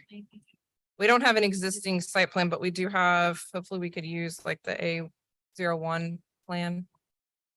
So the staff's recommendation is only removing 50% of the roof. And so generally, if you can submit the roof plan showing the demolition, I'm sorry, Eleanor's. I just wanted to clarify the staff position. We are okay if the proposed roof demolition is more than 50%, provided the Camelback addition is set 2 original rooms back. Thank you. So that's why we recommended, you know, it may or may not be over 50%, but if you made a motion to allow, you know, demolition of more than 50% of the roof for a Camelback, provided that it set 2 original rooms back from the front facade, he could get his approval today, and it would, if he does drawings that comply with that, he can Okay. go through. Can the you process. just for clarification of the applicant, can you just mark or show where that is, kind of 2 rooms back? Can you go to the original photos? I don't know if. I mean, it's a little difficult to tell from this photo. But I would imagine, you know, 2 windows back at this point. But Okay. around that area. Understood. So I guess it's to the pleasure of the commission if they want to go ahead and if, again, I can't make a motion. If Commissioner Bressel, this is your district, you could make a motion to approve it at 2 rooms back and move on, or we could ask for revision. Following this discussion, because we have a lot of different rules that we're trying to go by. So Okay. it would allow you to demolish more than 50 or demolish whatever amount of the roof. Eleanor, are we allowing demolition? Do we care if it's 100% demolition as long as the Camelback is to that? So It cannot be 100%. it can't be 100%. I will tell you, I'm a little, I understand we could move forward. And if the applicant was 100% sure of where that line is right now and knew that, then I would feel comfortable with it.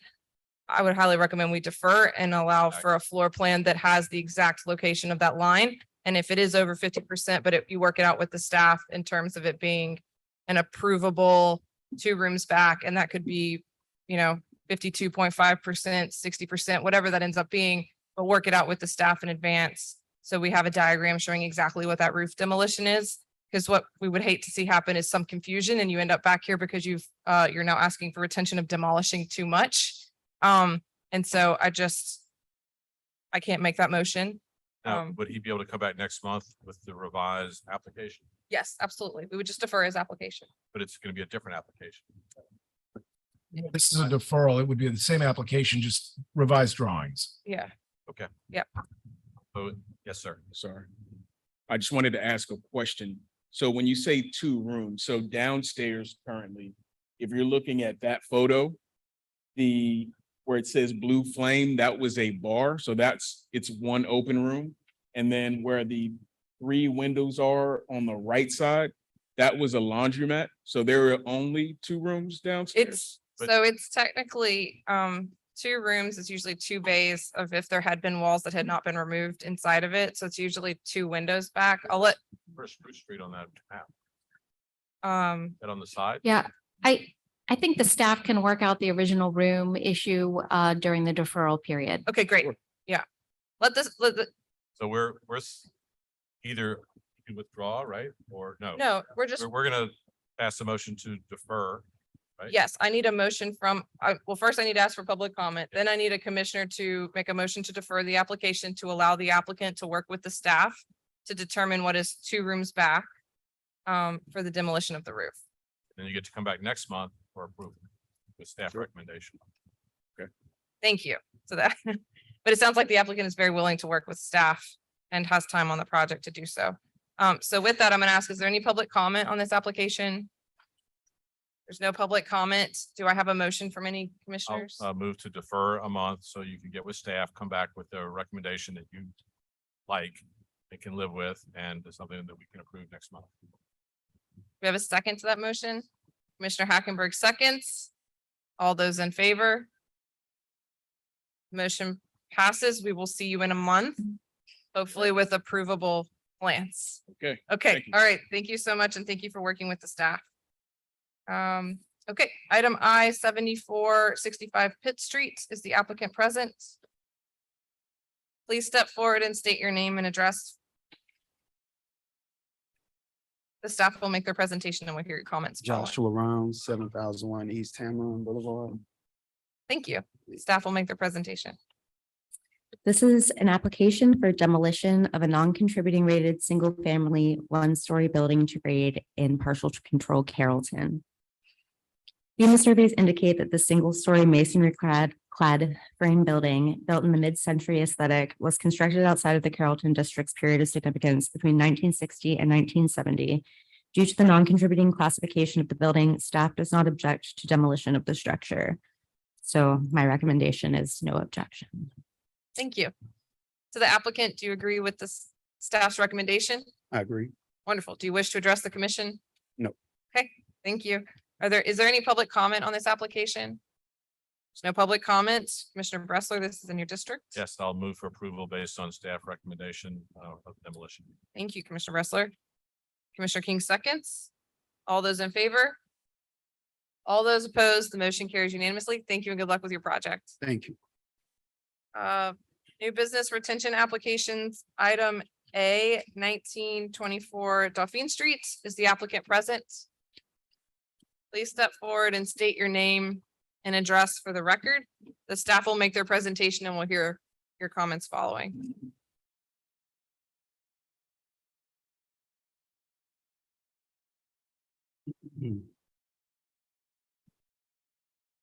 Please state your name and address for the record. Charles Aponza, 4035 Washington Avenue, New Orleans, Louisiana, 70125. Thank you.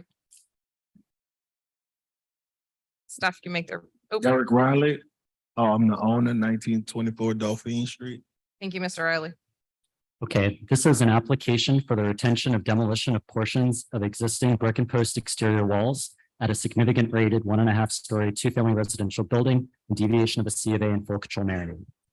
FEMA survey and Sanborn map research indicates the existing Creole cottage was constructed between 1830 and 1840, and it first appears in the 1887 Sanborn map. The applicant originally received a C of A and building permit for the renovation of the existing building and non-original 2-story rear dependency in 2020. This C of A was reissued in May 2021 to allow for additional time to complete the work per the applicant's request. On March 7, 2022, HDLC received a neighbor complaint that work at the property was exceeding the approved permits. HDLC completed a site inspection of the property with the permission of the owner and confirmed that a substantial amount of the existing historic brick and post exterior walls had been removed in deviation of the C of A. The HDLC inspector did note at that time that visible wall framing, sills, and foundations all showed substantial signs of termite damage and other long-term deterioration. However, the applicant did not document these conditions and did not contact HDLC staff to review this additional scope of work. An HDLC stop work order was posted, and the applicant subsequently submitted a supplemental structural renovation application to include this additional scope of work.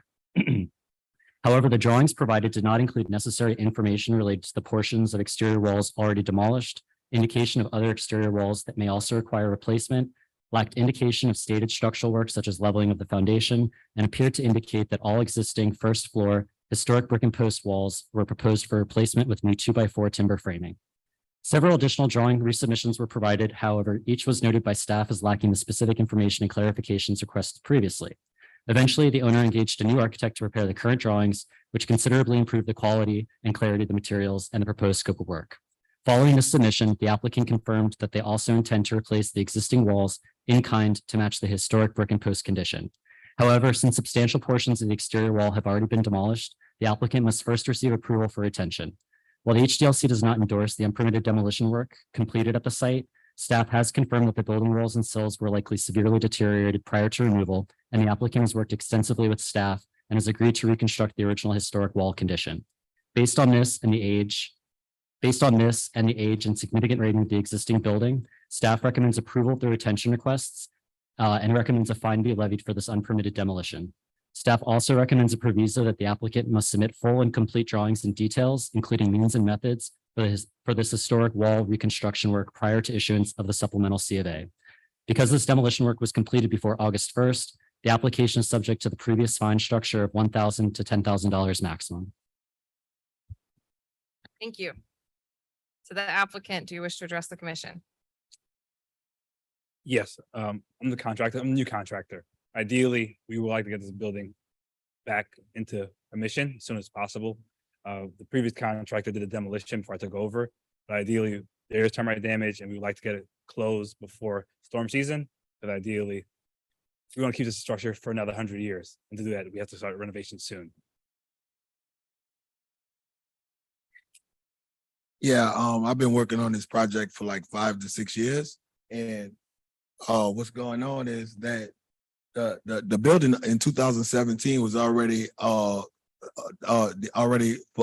qualified for demo. They already approved it for demo. You know, so I figured that I could just try to make it bring it back into better conditions. And as you can see, I keep getting style work orders for like things that's not really going on for the property. And I'm just trying to finish it up. And I know my team and my staff, I hired the top guys, you know, went back and just got the top architects and everything to get this job done. And perfection is what we're looking for. And that's what we're trying to do. Just save face and keep it in perfect form and perfect condition. Thank you. I'm glad to hear that you've got the top team on the job and are ready to get this project finished up this year, because it looks like you've got quite a history on this one. It's long. There's a lot to it, and I'm sure you're ready to be done with it and either move in or move on to the next one. So question just for clarification, you mentioned in your comment that you were approved for demolition in 2017. Can you elaborate on that? Or Yes, the previous owner who I purchased it from, they were approved to demo it. to demo it to grade? I'm pretty sure just to keep the front facade and yeah, demo the rest of it. So I highly doubt that. I'm going to ask the staff for clarification. I want to make sure we clear this up before we start with any other comments. Yes, ma'am. Okay, thank you. Yes, so the area that was approved for demolition to grade was just the rear sort of one-story lean-to addition. I think in the drawing set, I think Let's it's say, can above you, there. is there a location where you can just highlight? I want to make sure we're really clear, given we just had Yes. code enforcement come give a conversation, a talk on this today, and want to make sure everyone knows what's going on. The full set is in there, but I have a diagram at the, yeah, right there. So the areas of red in that diagram are the original exterior walls that have been demolished. And then the portion at the back, that additional little area, that's the portion of the building that was approved for demo to grade. And that has been removed. I want to, Yes. and the portion that's already been removed it's currently no longer there. gone. So, okay, just to clarify, the portion that was approved has been removed, and you're here for stuff that was not approved in 2017 or under a previous permit.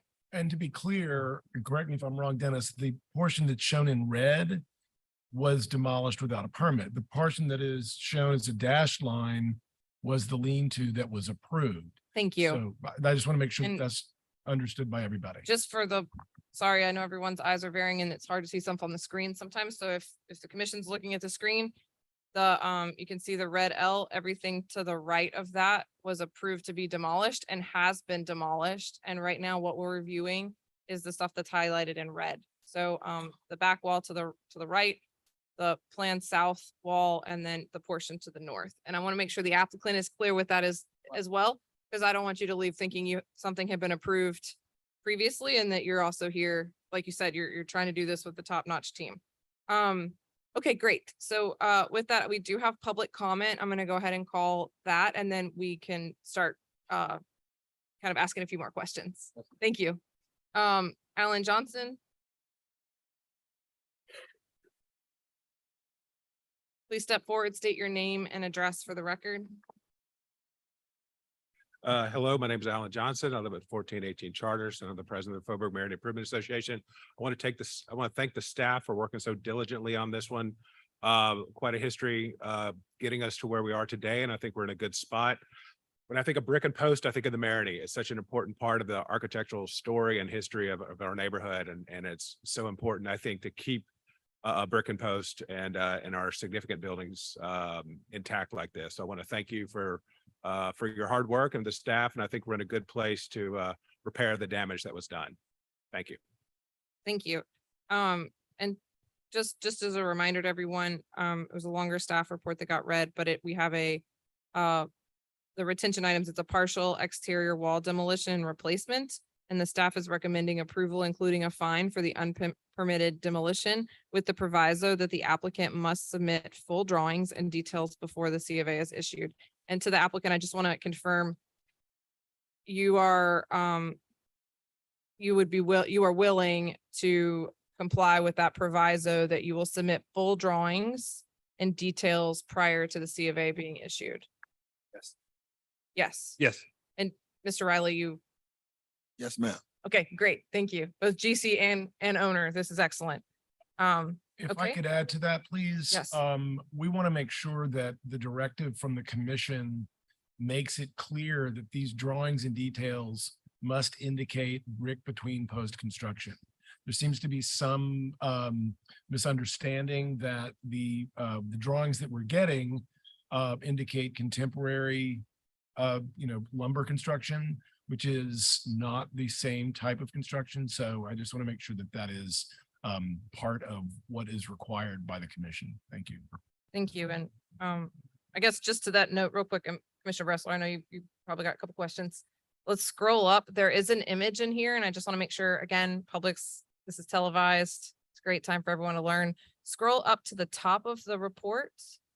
There you go. That is an image that's in our guidelines as well of post and it's a post and beam. So you can see this is what we're looking for. GC's here, owners here, architect somewhere that knows how to draw this. And then we will make sure that the staff is able to approve those. So just work with the staff and make sure the architect understands that as well. Yeah, I just had a question. I mean, the request is to retain the demolition, which means not to rebuild it. Now we're talking about rebuilding the wall.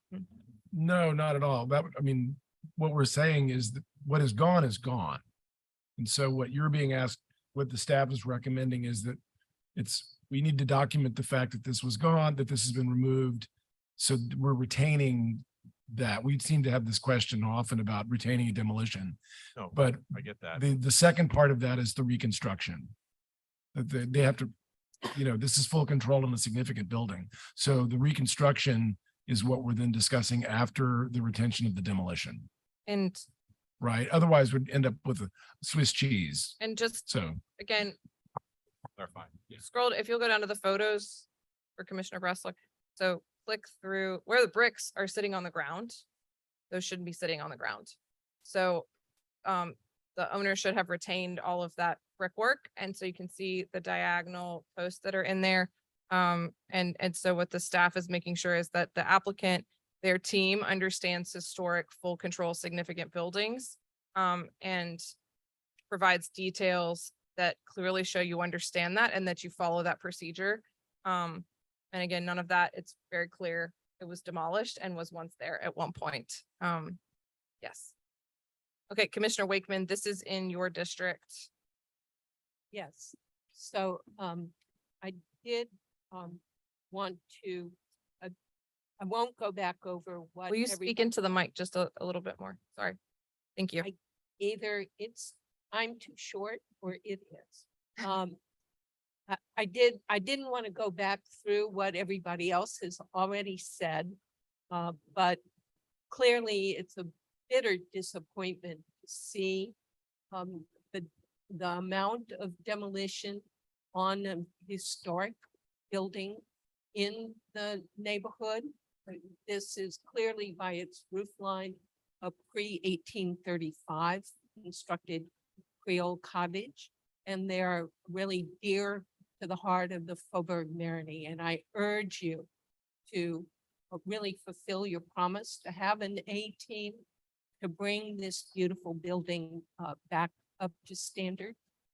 So I would like to make a motion that we approve the demolition, the unpermitted demolition with the proviso that not only do you provide full drawings, but that those drawings detail that you will replace what has been demolished with brick between post construction.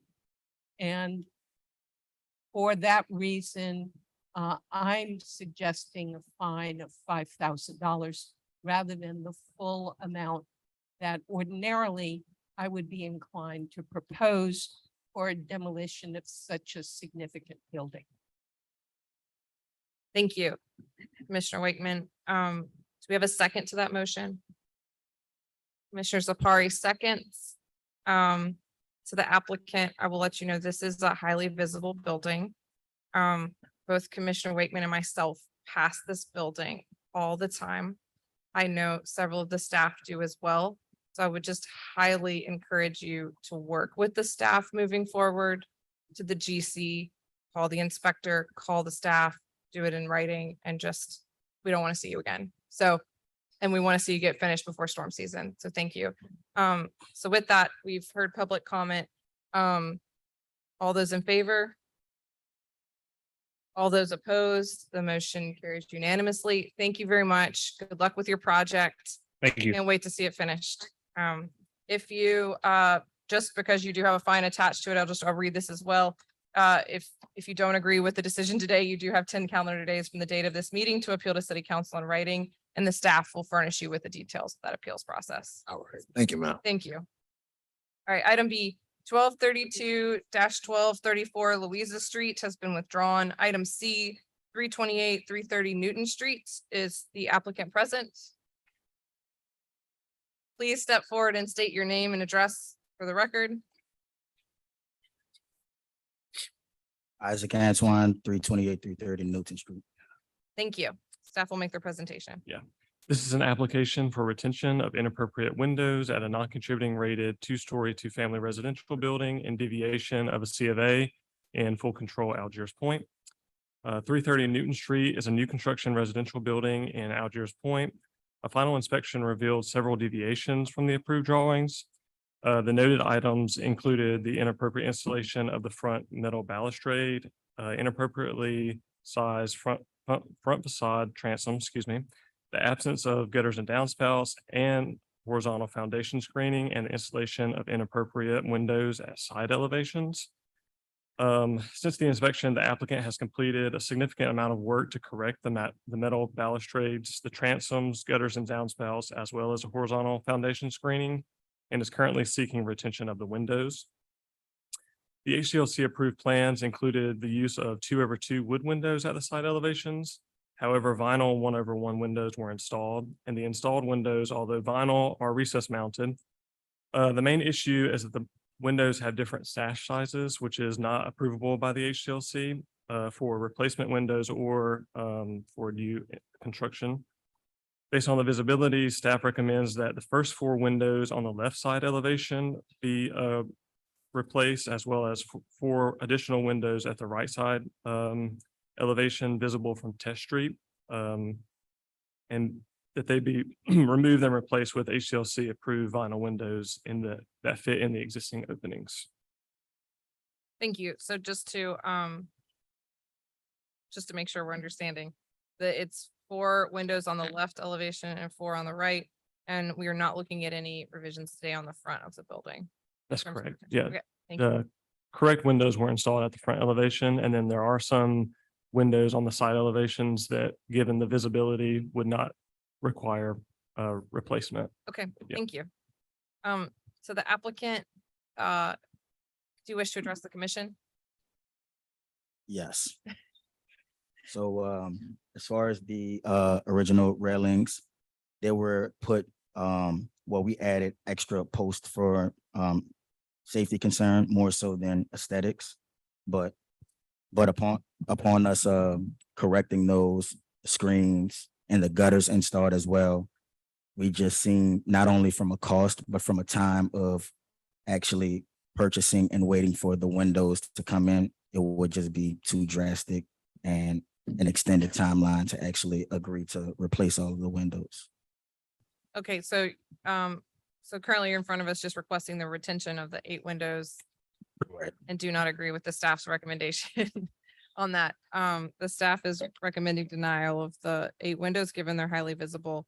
But it sounds like you have been willing to work with the staff in terms of, correcting some of the items that have been, previously cited and are not in front of us today. So Yes. thank you for that. I actually corrected all of the recommendations that they had, or the errors that they stated during the inspection. Thank you for that. And just as a reminder, this is in Algiers, which is a full control district. Yes. So sometimes lessons to learn as you're moving forward, working in full control if you have another project.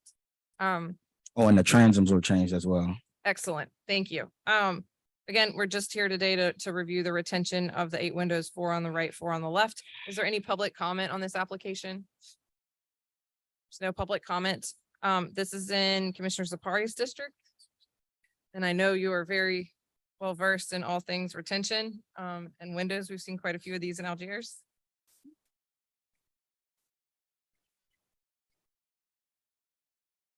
So for sure, the left side is highly visible. So it seems that we would definitely need to change those as the staff has recommended. Can you hear me? As the staff has recommended, ones on the left side. The right side, it is visible, but not as, I just don't know how you bring 2 into compliance and not 4, because 2 you can see a little bit easier, but they're all so different.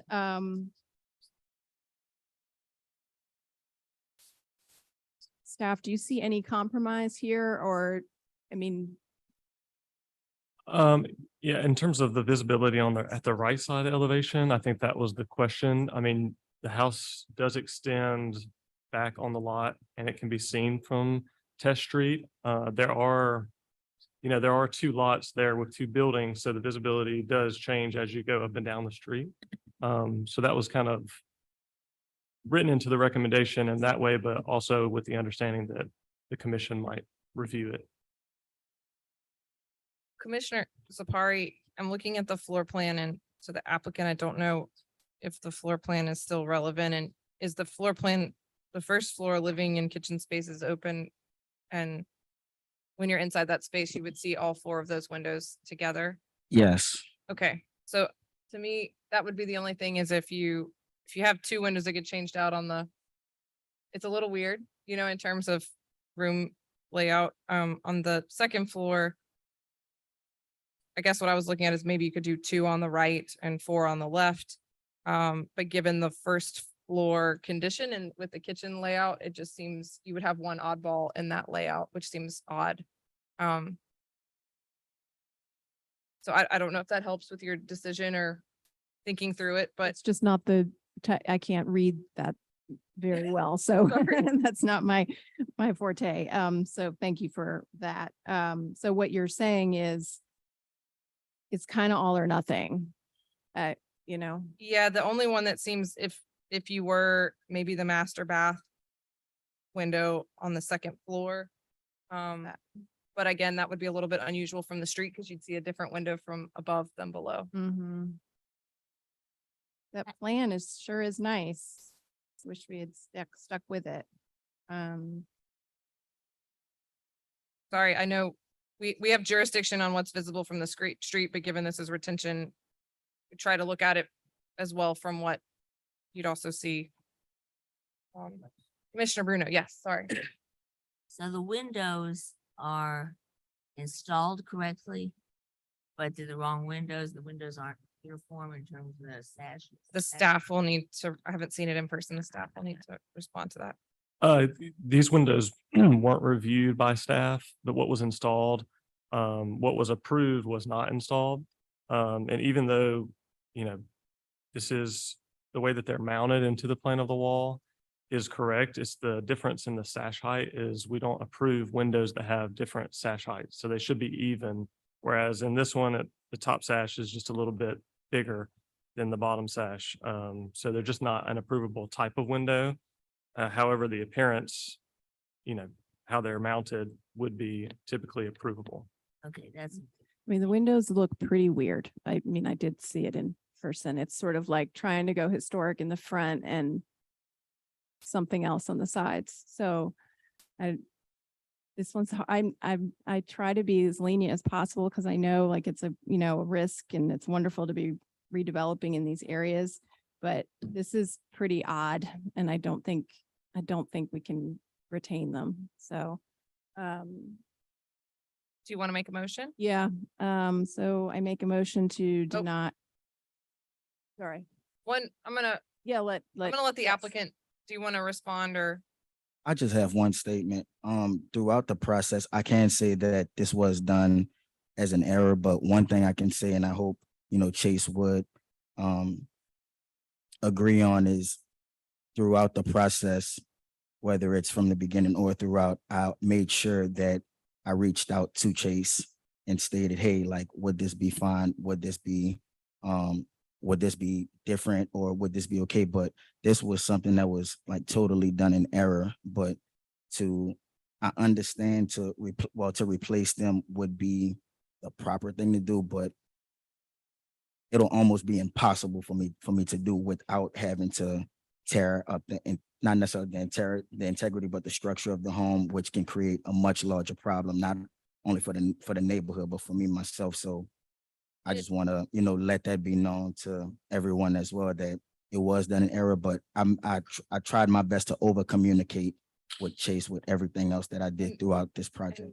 And we appreciate that. I mean, I think what it is the drawings are, everything has to be revised per drawings or emails and prior to it being installed. And we understand the windows, while they got ordered differently and something went wrong.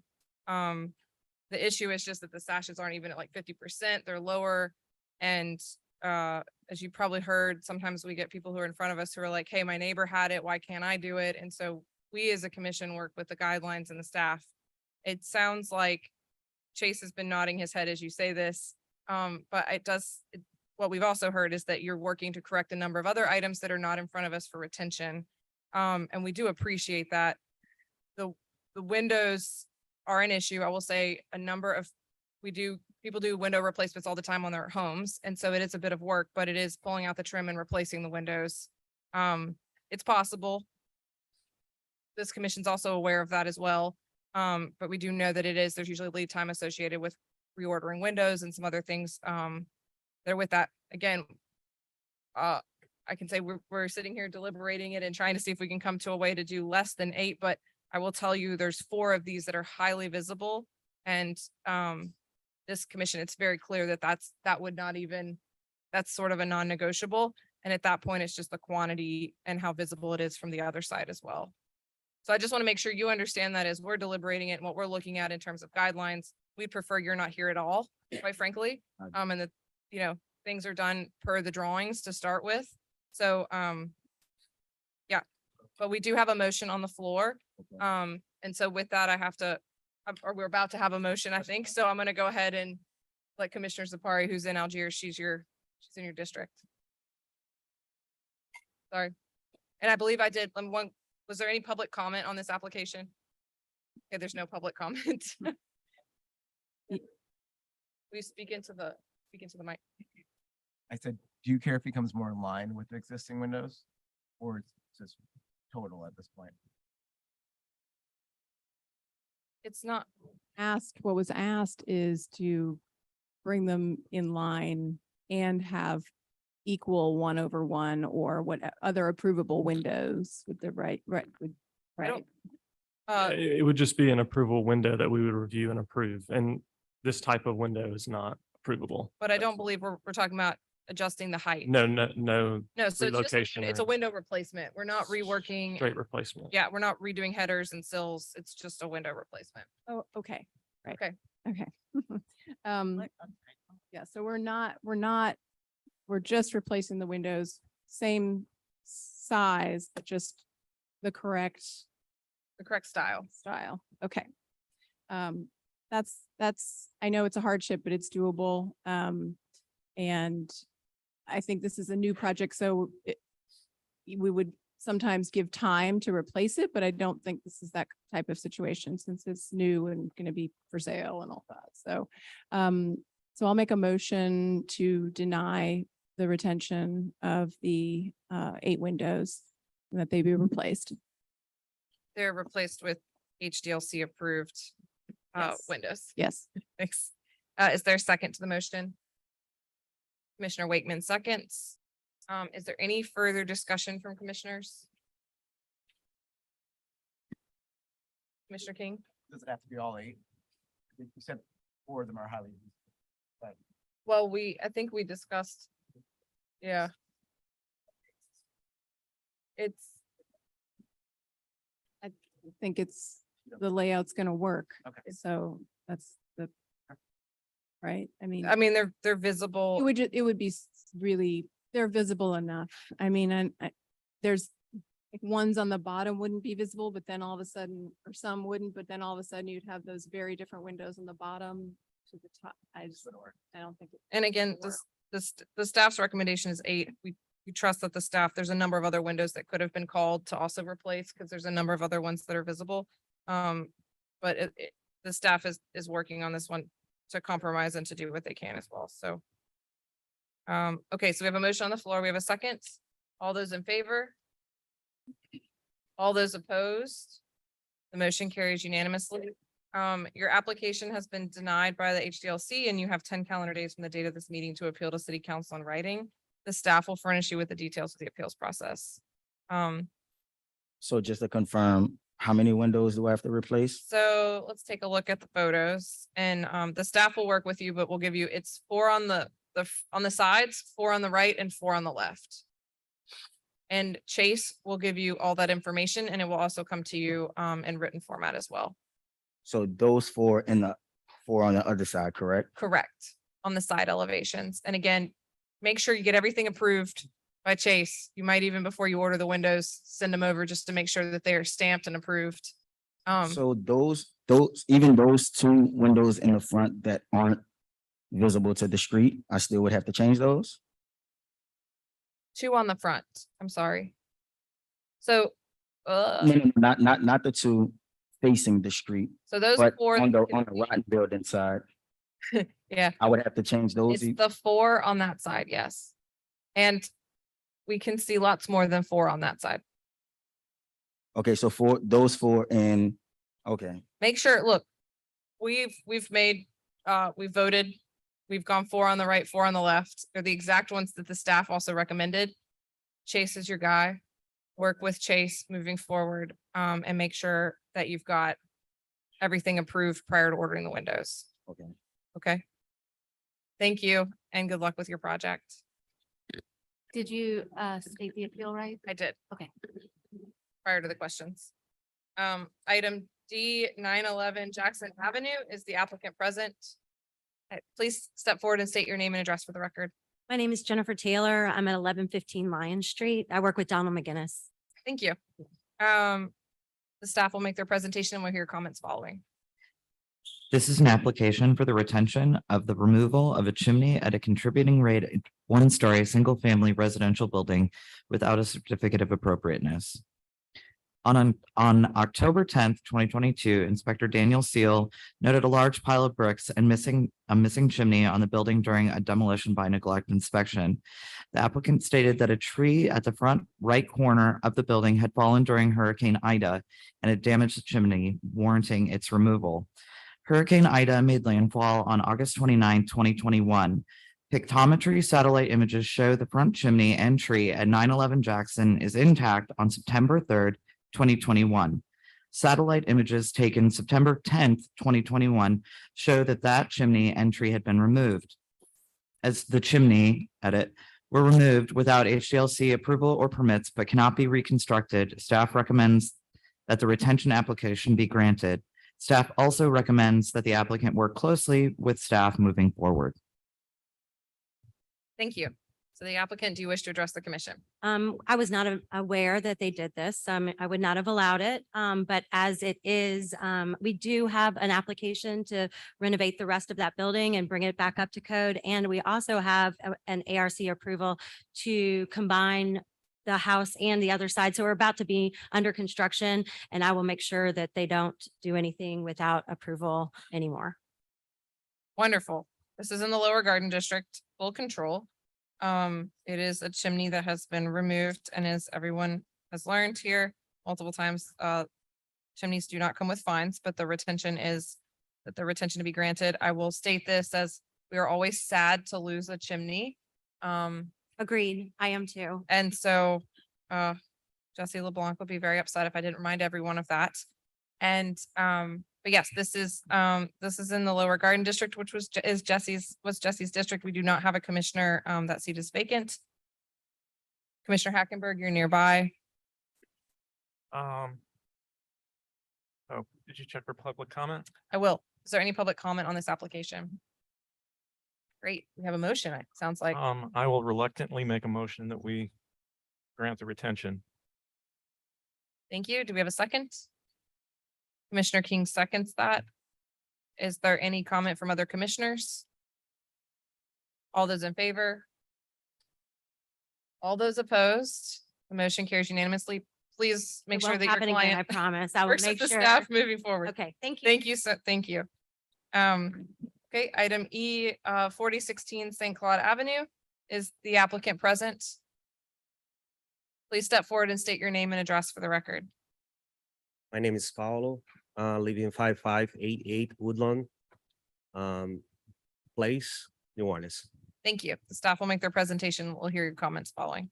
This is an application for retention of an inappropriate garage door installed at a contributing rated one-story commercial building without a C of A in full control Bywater. 4016 St. Claude Ave is a large commercial building constructed in circa 1925. The building has served in many different capacities, but the overall form has remained consistent. The current owner is petitioning the commission for retention of a garage door at the left side elevation. In 2016, an NOHDLC violation was placed at the property for the installation of an inappropriate garage door without a C of A. Following adjudication and a subsequent fine of $1,000, a C of A was issued for the installation of an approved garage door.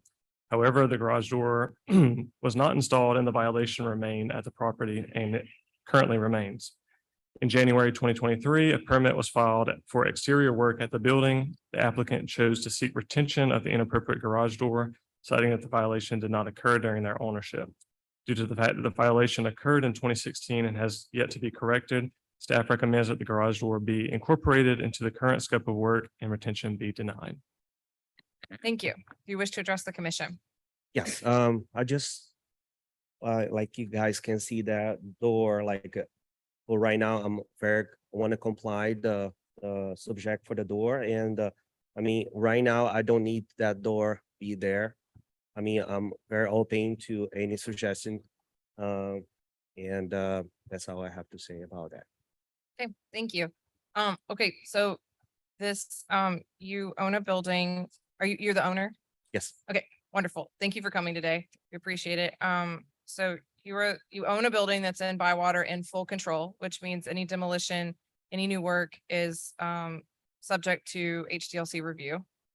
We have guidelines that we follow, which are, we have a very robust website. It shows everything on there. The guidelines are there, and you need a C of A to do any of that work.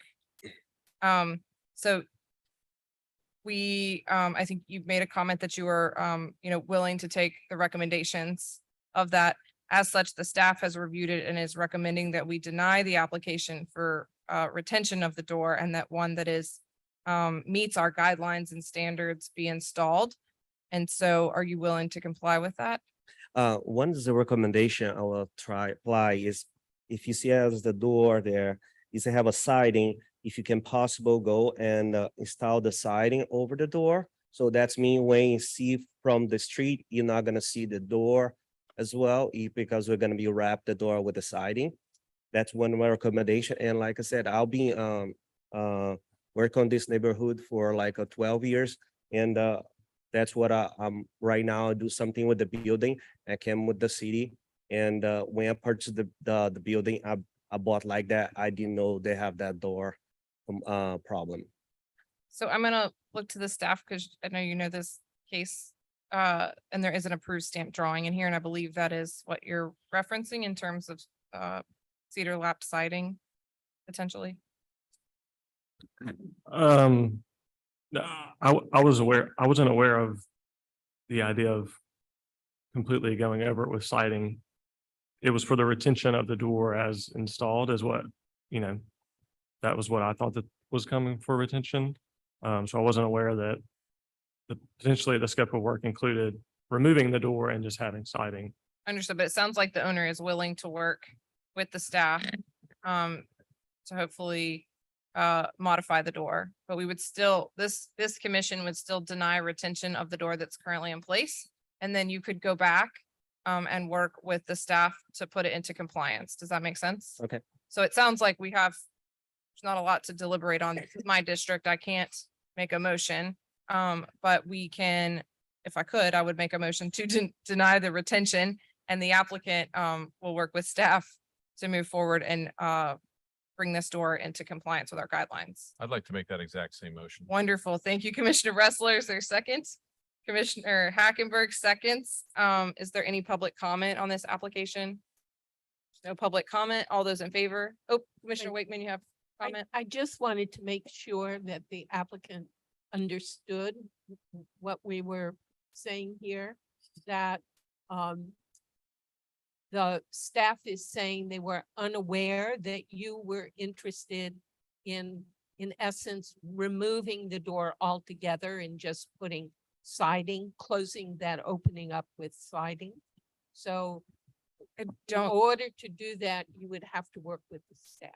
I don't think that's what the staff is recommend. The staff, basically, he's offering to cover the doors with something that meets a finish that meets HDLC guidelines. But basically keep the doors, but not from our premise, it wouldn't be retained as is because you would still change but the staff was unaware. Yes, absolutely. Either way, he has to work with the staff, so. Yes, absolutely. So look, just as a reminder, your building obviously needs some work. This is probably the first of maybe other repairs that you'll be doing on it. You're in Bywater, you're in full control. We don't want you to get fines. We want you to just work with the staff and get things that are approved, and they're happy to work with you. We don't want to see you here again.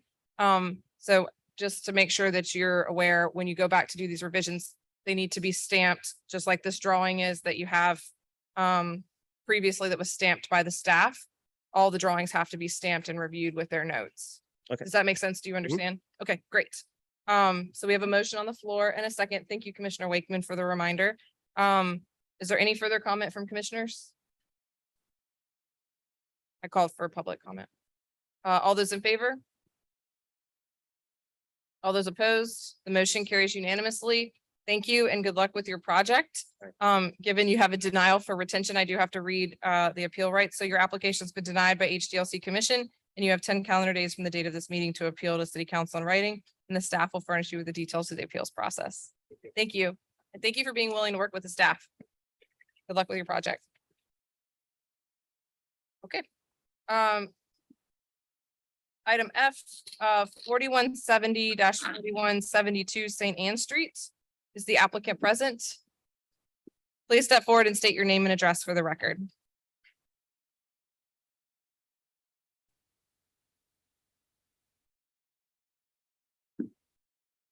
Good afternoon, Jason Bosley, 4170-72 St. Anne Street. Thank you. Thank you, Mr. Bosley. The staff will make their presentation and we'll hear your comments following.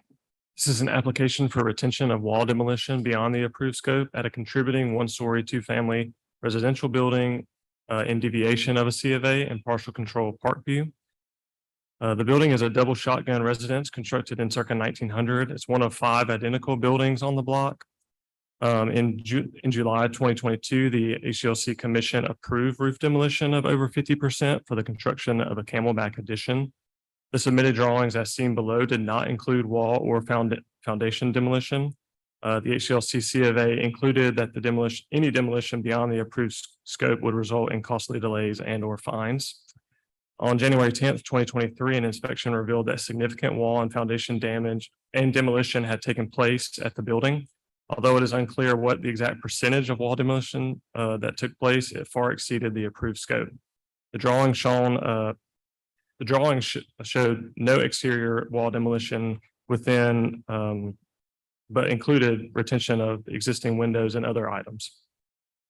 The inspection photographs show the removal of the entire rear wall, as well as the removal of wall windows, framed openings at the side elevations, and removal of large number of studs and other wall framing members.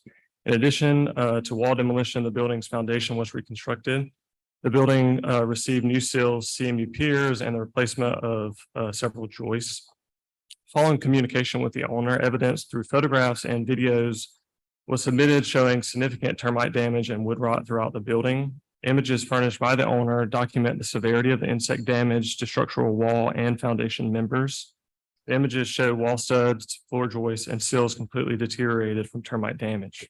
Overall, this situation should have included contacting the HCLC to send an inspector out to the site to survey the damage and work with staff to review and approve additional demolition. This process did not take place and the work proceeded without HCLC approval. Had the property owner contacted the HCLC, it's likely that the staff would have acknowledged the deteriorated condition of the wall and the foundation structures and approved a replacement in some capacity.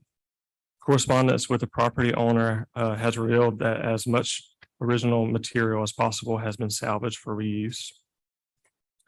Based on the documented evidence of significant termite damage and wood rot, it is clear that the existing structure at the building would not have been able to support a camelback addition.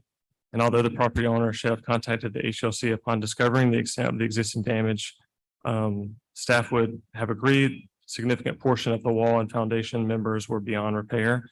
Staff recommends retention of demolition beyond the approved scope and that no fine be levied.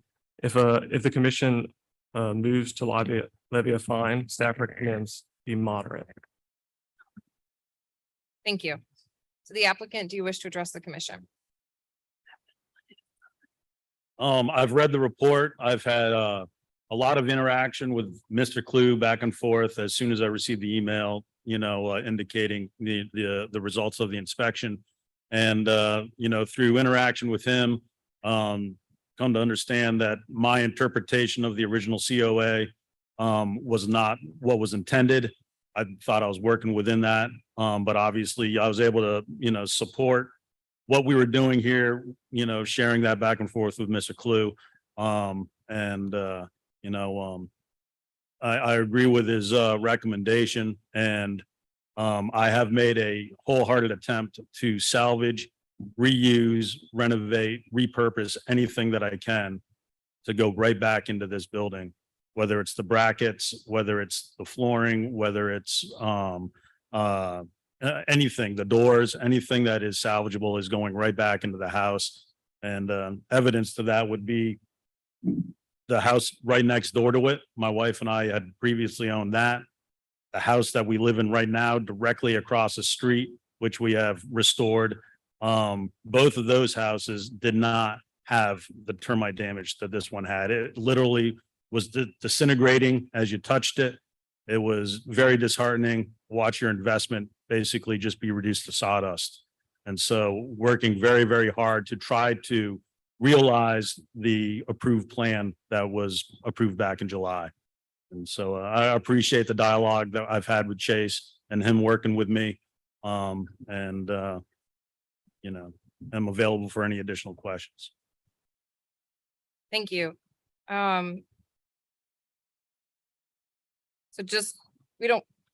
I'll start with this. So you're in a partial control district, you're in Parkview. We don't take demolition lightly here, and we obviously have a very long list of it in terms of review.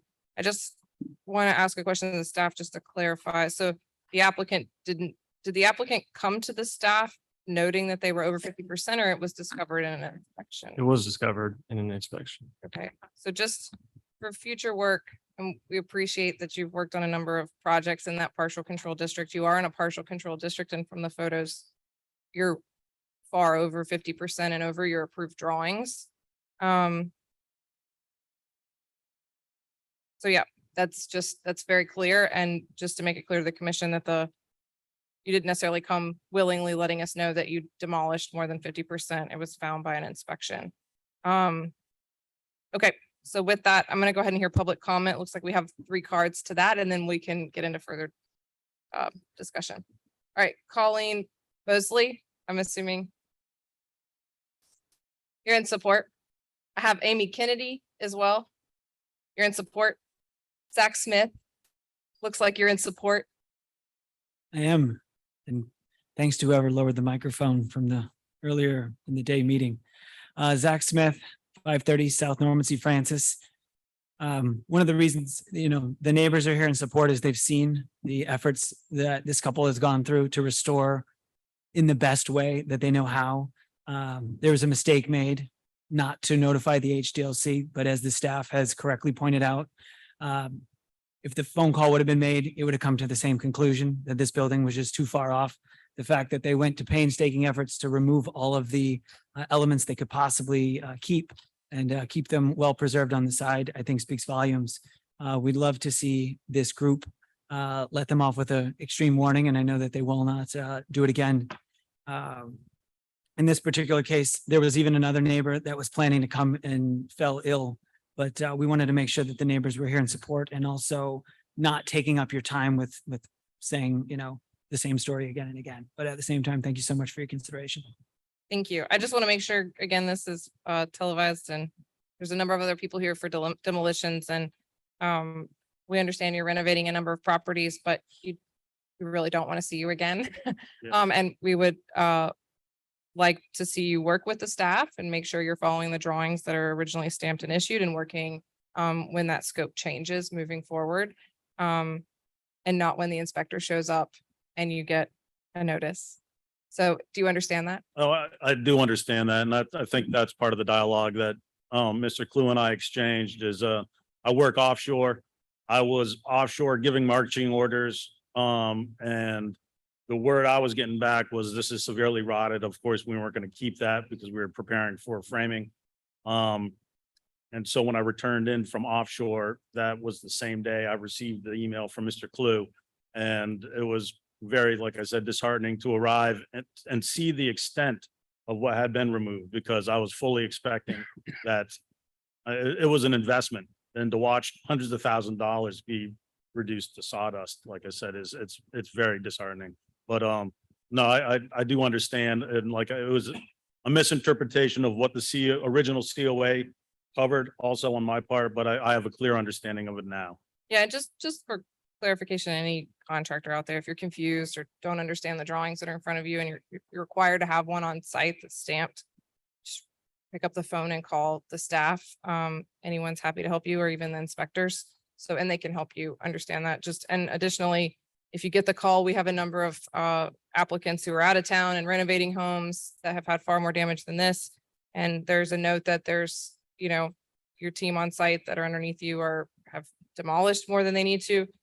You might want to pick up the phone and reach out to the city sooner than later before the city gets called by a neighbor.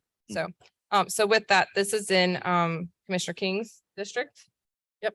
So I'll let you, I'm going to first call, is there any additional public comment besides the cards that we received? No additional public comment. Okay. I would just make a motion to accept the staff recommendations on this one. Okay. Is there a second to that motion? Commissioner Love. Okay, Commissioner Love seconds. Is there any further discussion from commissioners? All those in favor? All those opposed? The motion carries unanimously. Good luck with your project. Thank you very much. And thank you for everybody's understanding and empathy thank you. regarding this. All right, thanks. Okay, moving on to item G, 1210 Pauline Streets. Is the applicant present? Please step forward and state your name and address for the record. My name is Larry Snyder, the homeowner and resident at 1210 Pauline Street. Thank you. The staff will make their presentation and we'll hear your comments following. This is an application for retention of a roof line alteration to an existing right side elevation addition at a contributing rated 1-story single family residential building in deviation of a C of A. and full control by water. Constructed in circa 1895, 1210 Pauline Street is one of three identical two-family residential buildings near the corner of Pauline and Murray Street. At some point in the building's history, a rear right side addition was constructed, and this addition was completed with a hip roof that was integrated into the main roof at the eave of the existing building. In 2020, a proposed structural renovation went through HDLC, ARC, and commission review processes. A recent final inspection reveals several deviations from the approved work. The final inspection was failed for the installation of visible HVAC mechanical equipment, removal of gutters and downspouts, the absence of a cornerboard trim at the rear addition, and the alteration of the roof line at the right side addition. Following the correspondence with the property owner and contractor, work was completed to remove the visible mechanical equipment and place it at a non-visible location, add appropriate corner trim at the addition, and then install gutters and downspouts. And the applicant is seeking retention of the roof line alteration. The approved scope of work included the reframing of the side addition roof due to ongoing termite damage. The approved drawings seen below indicate that the roof at the addition would be restructured to add another slope at the rear while maintaining the hipped condition at the street facing slope. However, the as constructed condition is basically a shed roof condition that integrates the roof at the addition and the main building. HDLC guidelines for side additions do not typically allow for shed roof conditions as they significantly increase the width and add additional space and spatially and visually. Staff has no objection to the retention of the roof line alteration, as correcting the roof would require restructuring the entire roof addition. Staff would like to reiterate that any future work must be reviewed and approved by the HLC, as the building is located in full control by water. Thank you. So the applicant, do you wish to address the commission? I do, thank you.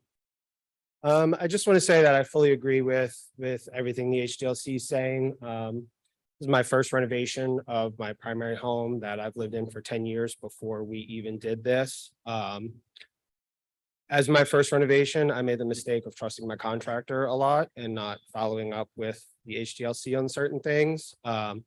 This work was completed by my first contractor who, when COVID prices started to go up, walked away from the job after a pretty substantial deposit. He did minor demo, minor foundation work, this part of the roof, and then just left. So unfortunately, I realize now I should have followed up on this. And between being out of my primary home, COVID, and everything going on, it did get missed. So as the homeowner, I take full responsibility. I fully realize that this should have never happened, and do whatever I can to rectify it. Okay, thank you.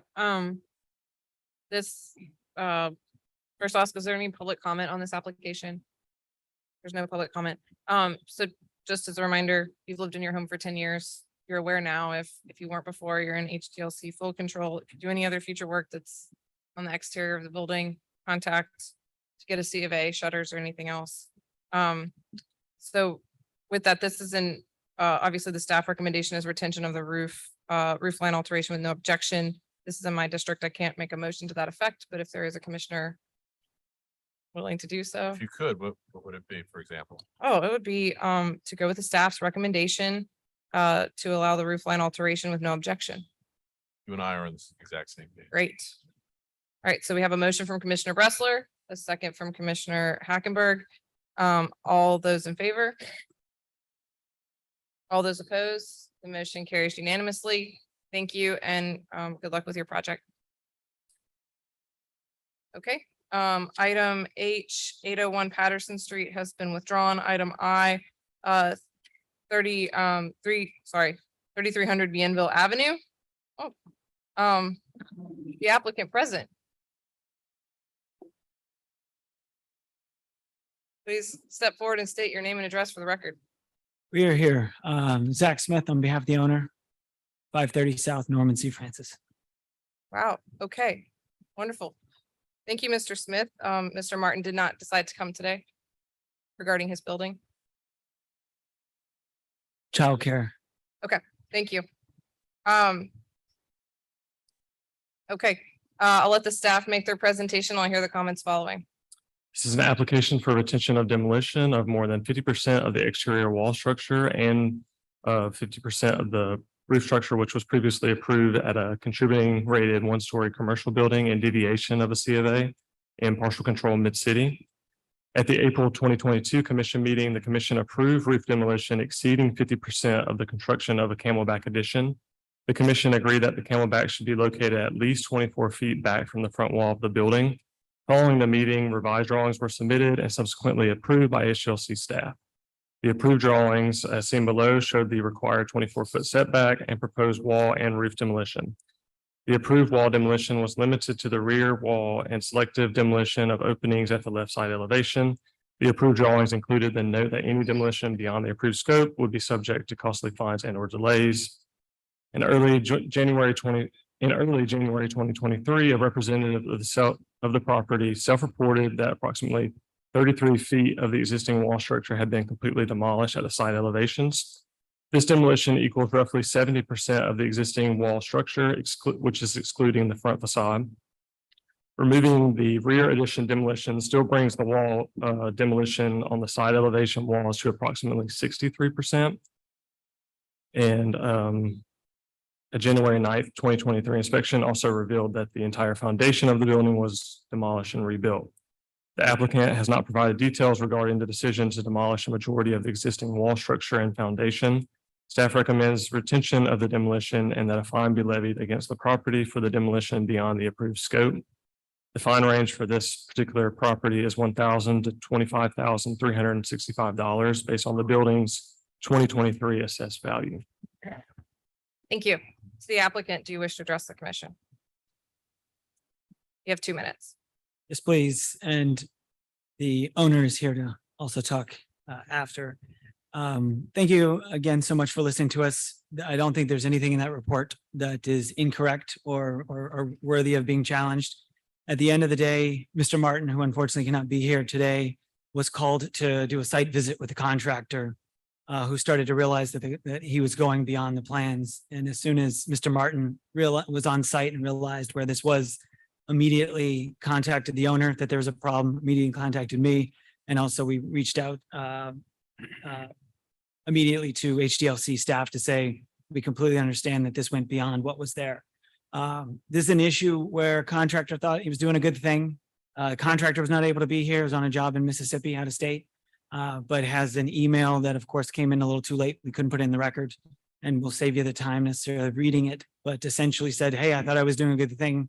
Started to see the additional decay, started to see the additional rot, the termites, did not do a good job of documenting it, went into a landfill. Are we talking about removing vinyl siding and wood? Yes. Was there anything particularly historic to keep on that backside? Not necessarily, but at the end of the day, no real efforts were made to preserve anything. So this is a true bona fide issue of contractor made an error, went well beyond what the plan showed. Architect upon realizing it, owner upon realizing it, contacted HDLC, and here we are today. Thank you. To the owner, do you wish to address the commission? Sure. Thank you. My name is Nick Galliano. I am the owner of this property at 3300 Bienville. This is a very personal project for me. I'm born and raised New Orleanian. This is going to be the site of our office. So we wanted to make sure that this property was done right, and we're still going to do it according to plans. The contractor brought it to my attention. You know, he went a little bit beyond the scope. The vinyl was not right. The wood was decaying. So he made an error in judgment. It was brought to my attention, which I brought Miles and Zach in to, you know, further verify, and then immediately reported this to the HDLC, you know, to do the right thing. It was an honest mistake, and I'm extremely apologetic on behalf of everyone. And I really thank you for your time in this matter. Mr. Galliano, do you mind? So Sorry. you live in New Orleans, and you live in New Orleans. My personal residence is in Metairie. Okay. I'm local. And is your office nearby this new location? Yes, it is. Do you visit the site often? Not as often as I would like. When actually this all went down, I was out of the country for 3 weeks. So I wasn't be able to go to the property as often as I had liked to. Okay, thank you. Thank you. Is there any additional public comment on this application? Okay, this is in Mid-City Partial Control. I do know that the applicant of this, his office is very nearby this location. And so in discussions with the commission, I just want to make sure that that's clear. In terms of remoteness and access to the site, for the scope of work that has been happening. So I will, and the applicant is also located in New Orleans. So I know that Commissioner Clark. I just have a question, yeah. actually. So this is, so when they came to us, so obviously understand the process that you need to come before the HDLC to get approval. We approved. You can demolish more than 50% of the roof as long as you keep the first 24 feet. So how much is now remaining, like, of the building? Do we have an approximation of? I would only be able to really estimate. Yes, I mean, okay. maybe. But it was 12 significant. feet. Okay, yeah, so they went significantly beyond. Yeah. I might be where more than they that, were, but yeah. Yes. There's a diagram I think we should reference for this one. So just for anyone who pulled this set of drawings up or been a neighbor or owner or GC or anyone, let's look at the area of approved selective demolition where it's highlighted in black versus dashed red. Closer to the top underneath the case history on the screen. There you go. Oops, slow it. That one right there. So it's a little hard to see on the screen, but if you have it on your iPad, there's the front room is preserved in the diagram, as well as the full sidewall, which would block your view to the neighboring building. And it's very clear that the building shouldn't look like it does now.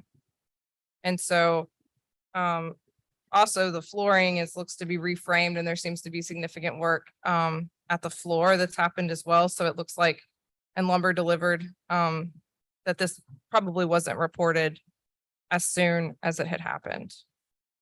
So just, adding that to the. I mean, I think that we keep on having people, just because you are not in the country or just because you're working offshore, if you are the owner of the property, you are responsible for what happens on your property at all times. Go ahead. I just had a question for the owner. I think it was said earlier that the contractor admitted fault as far as going beyond what he was authorized to do in an email or something along those lines. Yes, sir. Okay, did the contractor, he's aware that there's a potential fine for this violation? Yes, sir. And did he offer to pay the fine? I hope so, if there is one. The fine goes to the owner of the property. And at that point, y'all can work it out if you need to, however the negotiation with the GC happens, but typically no, the GC doesn't. And often the owner's aware of what's happening on the job site and or is their representation who's visiting the job site. So this is really unusual because it seems intentional in terms of, and deliberate in terms of the reframing and, again, when we've seen things that have fallen over, we've gotten documentation of it. We've gotten evidence of that. And I just, it doesn't appear to be that way on this one. They're moving, so I just, again, this is not Commissioner Clark, this is your district. Yep, I'm ready to make a motion. Wonderful. And again, oh, sorry. Do you care to address the commission?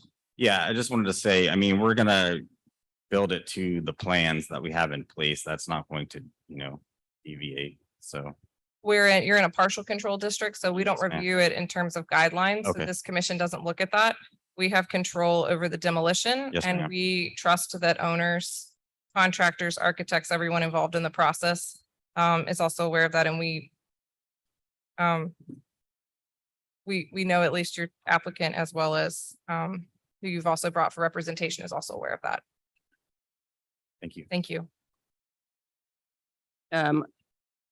So, it particularly in these partial control districts where demolition really is the issue, we've recently gotten a new tool to be able to really enforce that. And I think we have to start making sure that people actually take it seriously, because that really is a big, that's really what I think a lot of us are here for. So I would propose that we allow the retention of the demolition because it's gone, so we don't have a choice in that. And that we levy a fine of 63% because that's what of the allowed fine. And so 60, because that's approximately what was demolished according to staff. So that would be $15,980. I rounded up by 5 cents. $15,080. 980. Sorry, thank you. And that is based on the staff's recommendation or not staff's recommendation, but the calculation of 63%. Correct. Okay, thank you. Do we have, is there any additional public comment on this application? No public comment. Is there a second to that motion? Commissioner Zapari seconds. She got to you first. She got to it first. Is there any further discussion from commissioners? Okay, all those in favor? All those opposed? Motion carries unanimously. The retention has been granted. You've been assessed a fine of $15,980. You have 10 calendar days of the date of this meeting to appeal to city council in writing, and the staff will furnish you with the details of the appeals process. Good luck with your project. Thank you.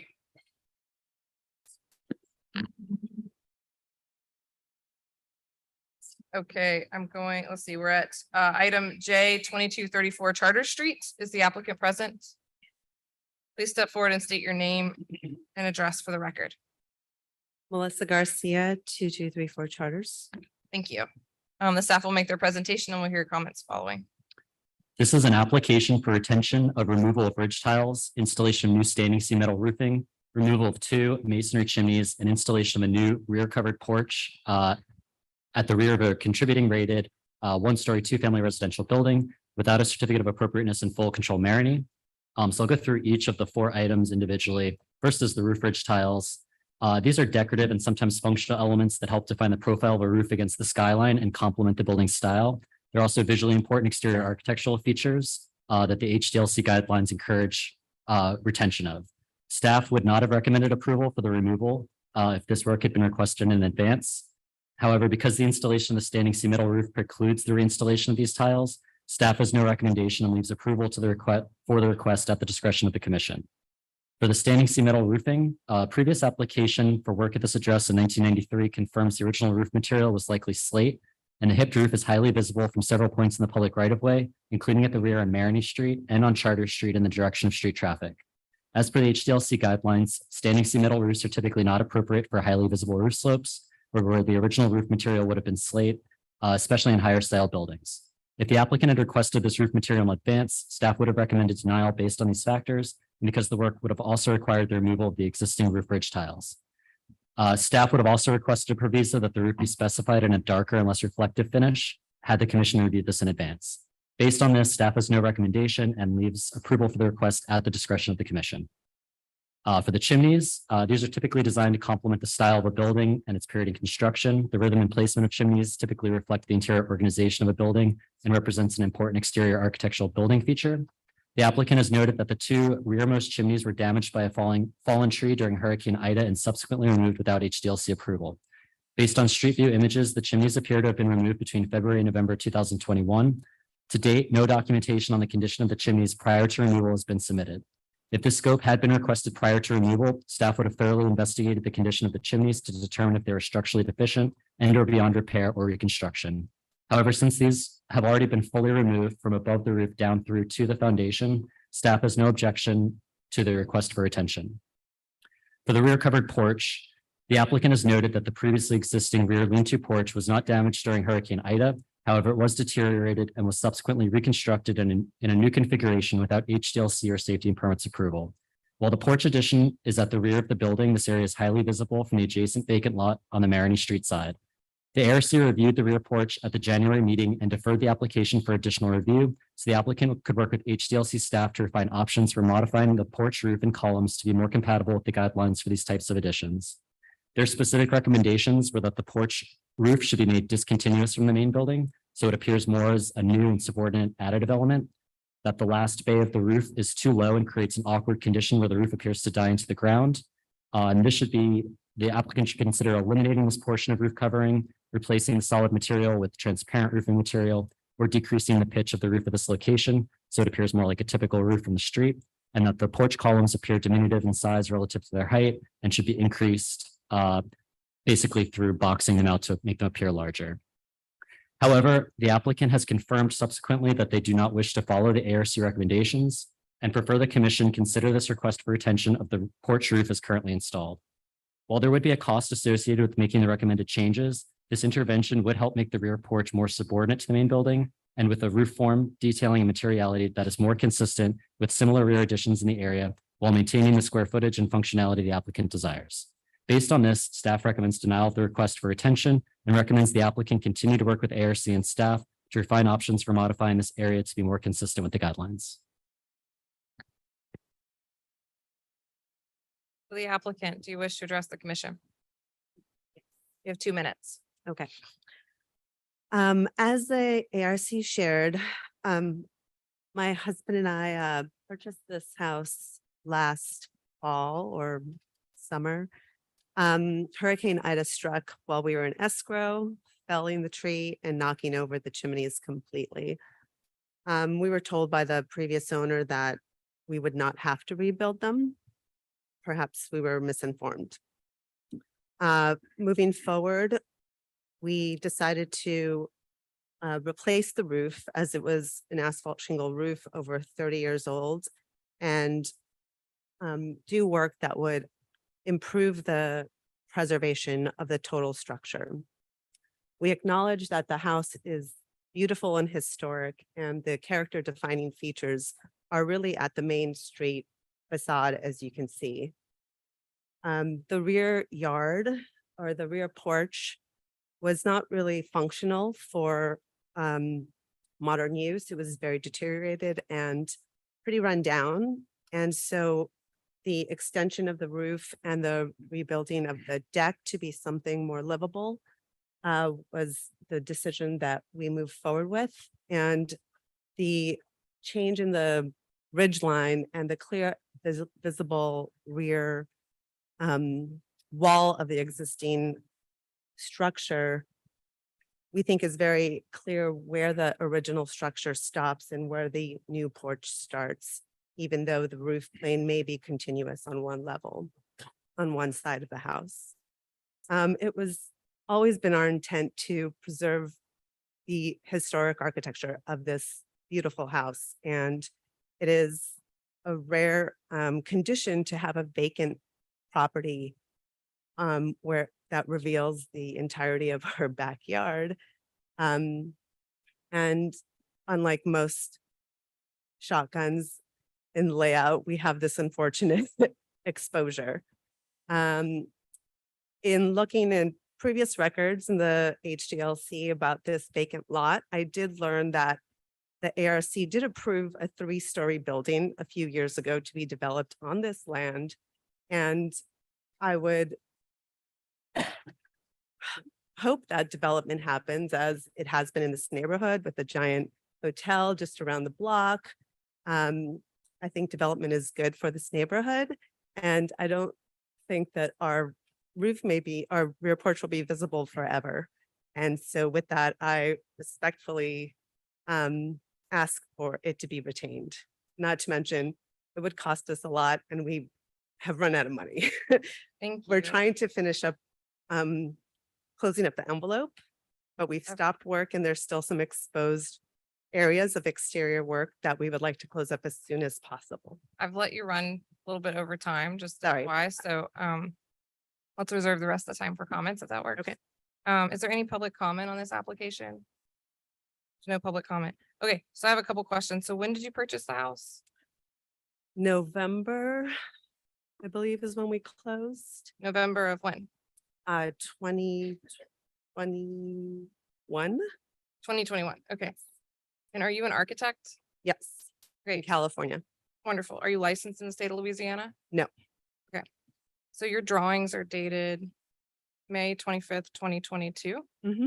Are you aware that permits are required to do work in the state of Louisiana? I did start the permit submittal process, and under poor advisement from my contractor, they proceeded with the work, and I was going back and forth between California.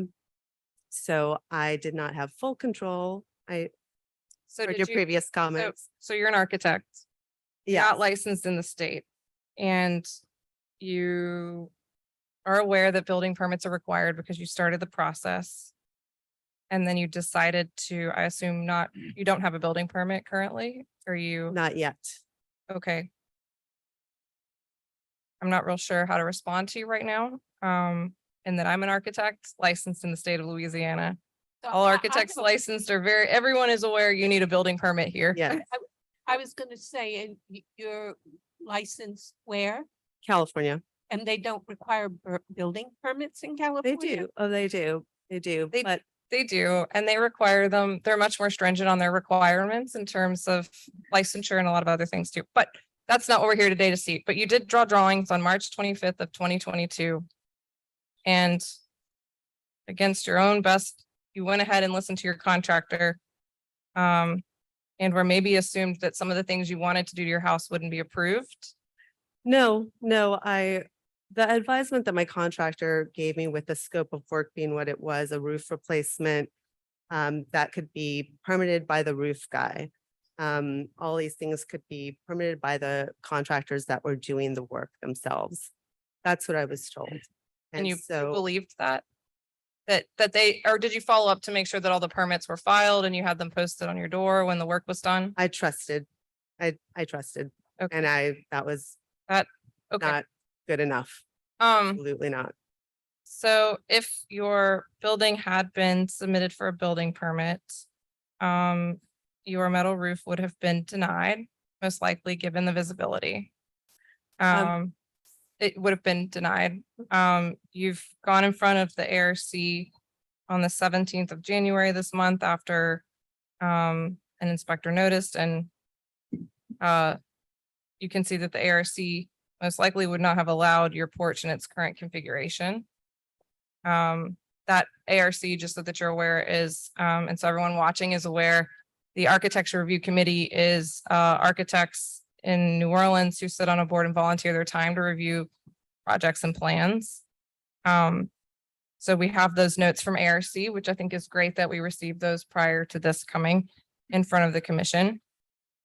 So the items here for retention, and just so you're aware and we can educate you on this, if you do need a building permit moving forward for any work, and you also need an HDLC C of A permit, and those need to be posted on your door on the Understood. site. You understand that? Understood. Wonderful. Okay. So the retention items we have in front of us are item 1 is the removal of a roof ridge tiles, which was done again without a C of A or building permit. Installation of a standing seam metal roof, and the staff has no recommendation, but again, as we've seen, this one is highly visible. As a front facing fold, we reviewed one that is just up the street from this on the 700 block of Manville the other day and denied it. That was less visible than this project. Item 3 is the removal of 2 chimneys, which the staff has no objection, but obviously they're removed. And again, given their visibility, probably would not have been approved, but even if they were deteriorated, we would have needed to look at those. Item 4 is the rear covered porch addition, which the staff is recommending denial and recommendation that the applicant return for additional ARC review and complete the recommended modifications. I personally am a little bit speechless in that the applicant is a professional and has drawings that are dated prior to all the work happening. And so I think given, and it's well documented paint colors and a number of things are in here, it's a very comprehensive set with scope of work in terms of removing the roof and whatnot, and a lot of other work that's also not in front of us today. So this is I'll first ask if there's any public comment on this application. There's no public comment. Commissioner Wakeman, this is in your district. I have a question for the staff. Given that there is a metal roof already installed, is there any treatment that can be made to darken and make it dark and less reflective? I believe they can be painted. I believe that's correct. I'm not quite sure about, the longevity of that. Ordinarily, we would recommend, a metal roof that isn't, that the color is integral to the, or baked on, correct? I'd like to point out in the picture that you can see both of my neighbors have the same metal roof on either side of the building. We don't, Were you here earlier? Were you here earlier? I've in- been in here the- all day. So, Yeah. so you already know our answer to that statement, yes?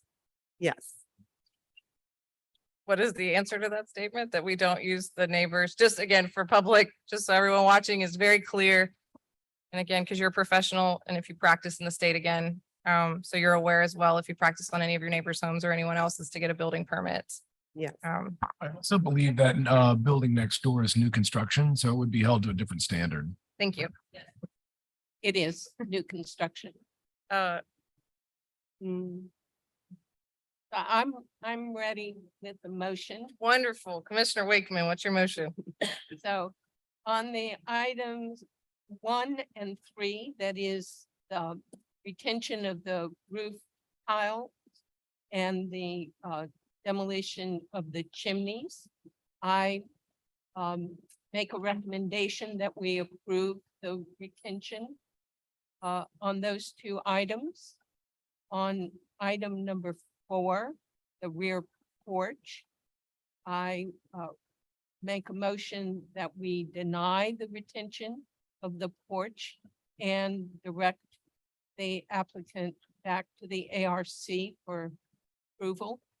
And for the standing seam roof, I would love to totally deny the retention, but I would, it doesn't seem feasible, so I would move to approve the retention of the roof with the proviso that it be, that the applicant deal with the staff to find a treatment that would darken it and make it less reflective, so it's not such a glaring deviation from the guidelines.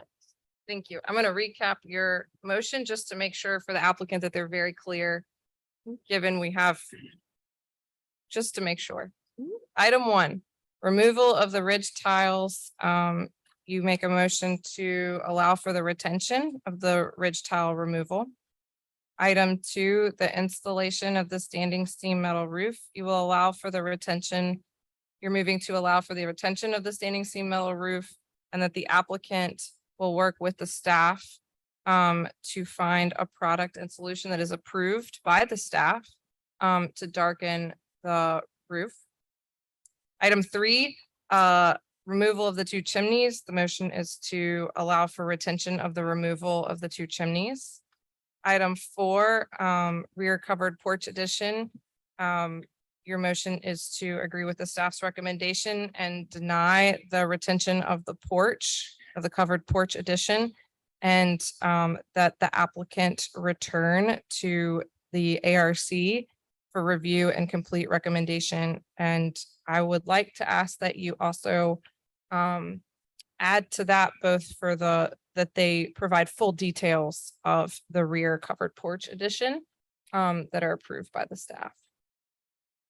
Yes, I'd like to. Thank you. Add that. Sorry, I can't make a motion, but I think that would be helpful. And this applicant is an architect and has the ability to do that. Wonderful. Okay, with that, do we have, is there any additional, do we have a second for that motion? Commissioner Love seconds. Is there any further comment from commissioners? All those in favor? All those opposed, the motion carries unanimously. Portions of your application have been denied by the HDLC Commission, and you have 10 calendar days from the date of this meeting to appeal to City Council in writing. The staff will furnish you with the details of the appeals process. Thank you, and moving forward, please note you need a building permit and you currently own a home in Faubourg Marigny, which is full control. Thank you. Thank you. All right, next item. Item K, 2123 Soniat Street. Is the applicant present? That has been withdrawn. I'm sorry. Item L, 3615 St. Charles Avenue. Is the applicant present? All right, last item of the day. Terry Shellis, 4400 Trenton Street in Metairie. Thank you. We'll make their presentation. We'll hear your comments following. This is an application for retention of roof demolition and a new roof built with a change in slope and deviation of C of A on a non-contributing single-story multifamily building. The ARC recommendations for this project were that the ARC felt that while the roof was inappropriate for the mid-century modern aesthetic, considering the non-contributing nature of the building, they appreciate the necessity for a pitched roof to aid in water shedding, and they had no objection. As for staff recommendations, the masonry clad frame building was estimated by FEMA surveyors as having been constructed between 1965 and 1975. Staff agrees with the ARC that a pitched roof is inappropriate for the style of building, but as the change to a pitched roof was done in 2010, the alteration of the building's historic character occurred previous to current violations. Staff recommends retention of the roof at the new pitch and strongly urges the applicant to be diligent about applying for permits in the future when doing any exterior work on the building. I'll also share a brief case history as it's clarifying and characterizing.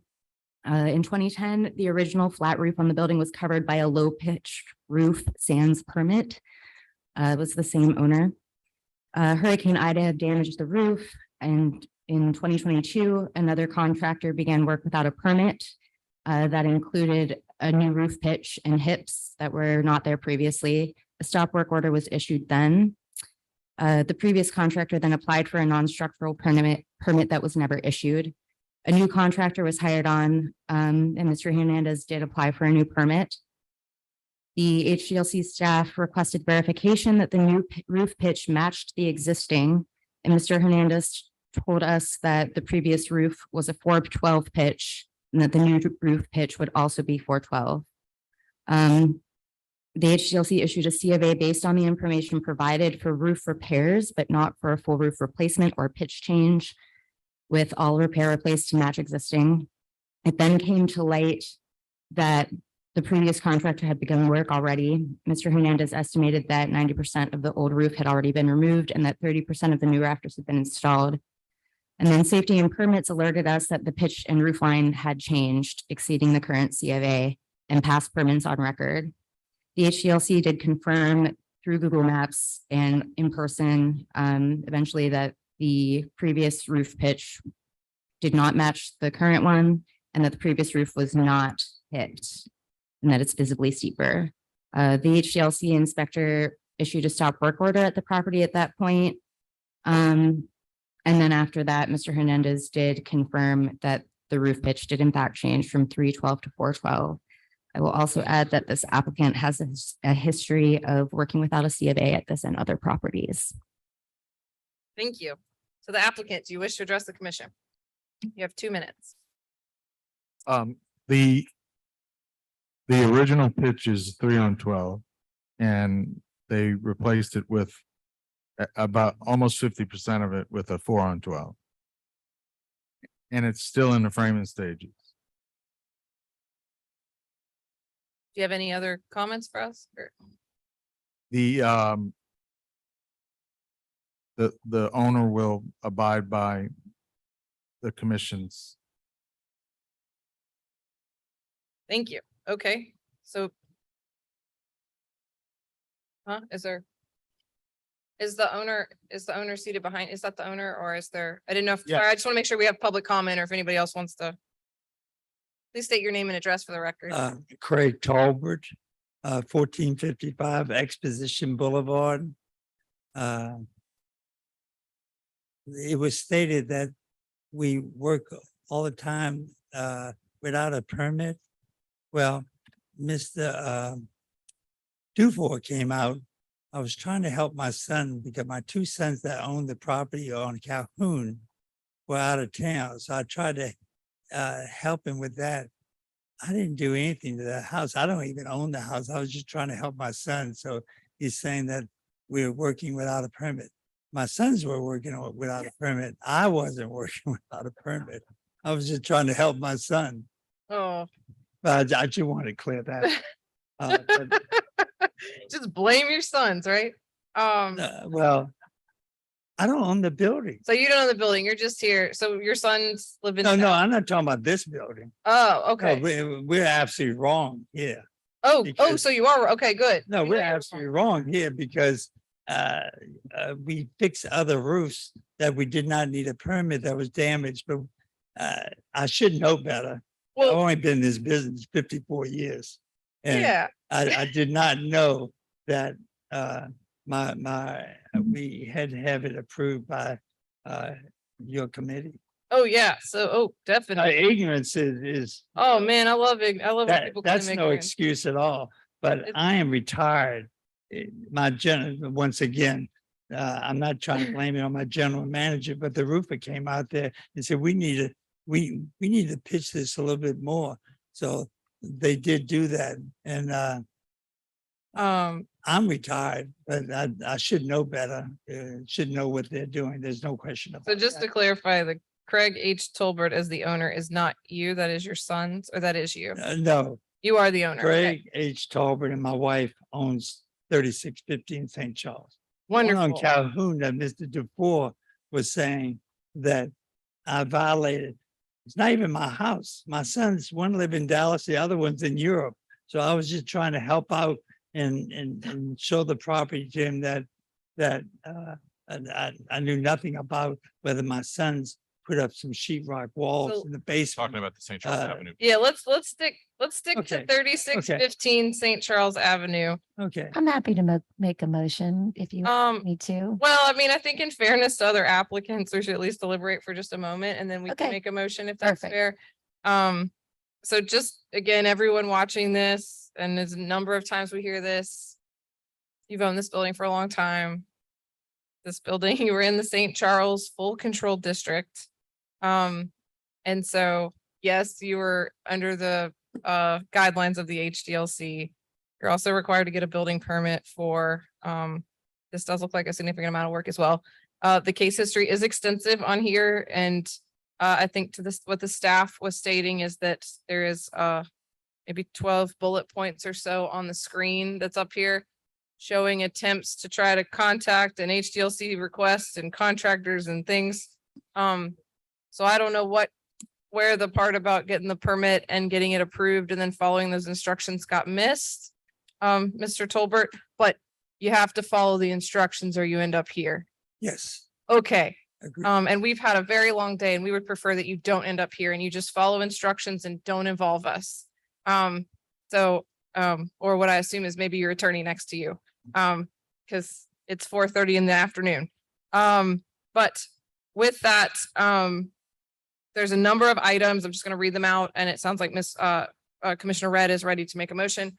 But the items that we have for retention are one, the retention of the demolition of the previous roof and a fine between $1,000 and $10,000, and then the retention of a new roof set at a steeper pitch done in deviation of the C of A. The one question I have for you is, it sounds like you are still framing the roof, and it's at the wrong pitch. Would it be possible to have your roofer adjust the pitch to match the other roof or the approved pitch of 3 on 12 in lieu of 4 on 12? I will clarify that that pitch was not approved. It wasn't approved. Well, when the 312 pitch roof was put on, it was not approved. Okay. But the C of A, as it was written, did approve for a 312 pitch. Okay, got it. And currently we have a 412 pitch on Currently one it's side of the 412. roof and a 312. But you mentioned that the framers are still out there and they're still, well, they're stop worked. Hopefully they're not working today. No, we hadn't worked in a month, 6 weeks. Okay. Would it be possible for them to amend the roof to meet the approved C of A of 3 on 12? Well, if we have to do that, yes. Okay, great. Commissioner Red, it sounds like they're willing to approve to remedy the roof pitch to meet the C of A. I don't know if anyone. Is there another commissioner that's interested in making a motion? Or is there any public comment on the application? Yeah, are you? Is my mic on? Okay. All right. I move retention of the roof at the new pitch and strongly urge the applicant to be diligent about applying for permits in the future when doing any exterior work on the building, and would recommend a fine of $1,000. And Commissioner Red, can you just speak to what, just one question while you were, I think you were looking down for a minute. The applicant said they would be willing to adjust the roof to meet the 3-on-12. Can you just speak to why? So you're- to recommend the retention with that Well, not to basically, deny deny the retention and request that the applicant, Okay. adjust the roof, because they're still in framing, to adjust the roof to a 3-on-12. Okay, I will make that adjustment. to the Okay, motion. and then you're recommending the lowest amount of the fine at 1,000. Correct. Why the lowest amount? Because I feel they're willing to work with HDLC to remedy the situation. Okay. Is there a second to that motion? Commissioner Wakeman seconds. Is there any discussion from commissioners on that motion? No discussion? All those in favor? All those opposed? The motion carries unanimously. The commission just voted to deny the retention of the roof and provide the pitch that matches the C of A of 3-on-12 with allow the retention of the demolition and provide a fine of $1,000. Okay, so with that, your application, a portion of your application has been denied by HDLC Commission, and you have 10 calendar days from the date of this meeting to appeal to City Council in writing. The staff will furnish you with the details of this appeals process. Does that make, I want to answer your questions. I just need to make sure I read that as well. Is there any way that we can retain the 4-on-12? A 3-on-12 is the minimum shingle roof pitch you can have. That's why a 4-on-12 just kind of works better. We have just voted. And the C of A has a 3-on-12. And if that was of concern, why didn't the applicant ask the staff that at the time to move it to 4-on-12? I will also say the C of A may say 412, but that's because I was given bad information about the existing roof pitch. So it was communicated to me that the existing roof was 412 and that they were replacing it with a 412 roof. So the C of A may say 412, but it does say replaced in kind, replaced to match existing, which it does not. Okay. That is. Yes, that is, well, I will say, Thought the owner just agreed to do the owner agreed to match. So I asked, sorry, Mr. Tolbert, I asked you if you were willing to match the new roof slope to the old one, right? Which what we just discussed was that the old one is 3-on-12 and the new one is currently on 4-on-12, so they don't match. Well, Because it's in the framing process and because it's under construction. I was just bringing it up because a 4-on-12 is a much better shed of the water than a 3-on-12, and the 3-on-12 is a minimum pitch for that type of shingle roof. Understood. I will just say, we just voted. You're an attorney, No, I'm an architect. architect? Okay. So Have you been to these commission meetings before in this process? I have. Okay, I have. so we just voted, so we have to have, this discussion happens before we vote. Does that make sense? Yeah. I believe if you wanted to, We could, we could consult the attorney, but someone could deliberate. make a motion to reconsider. okay. But I'll do. the attorney would need to walk you through Okay. that process. Okay. I've If not- I'd yeah, I like to haven't Make a reconsidered. motion to reconsider. That's fine. In motion to reconsider. That's, okay, Comment. yes. I have a comment. Okay, we made a motion to reconsider. Do we need a second?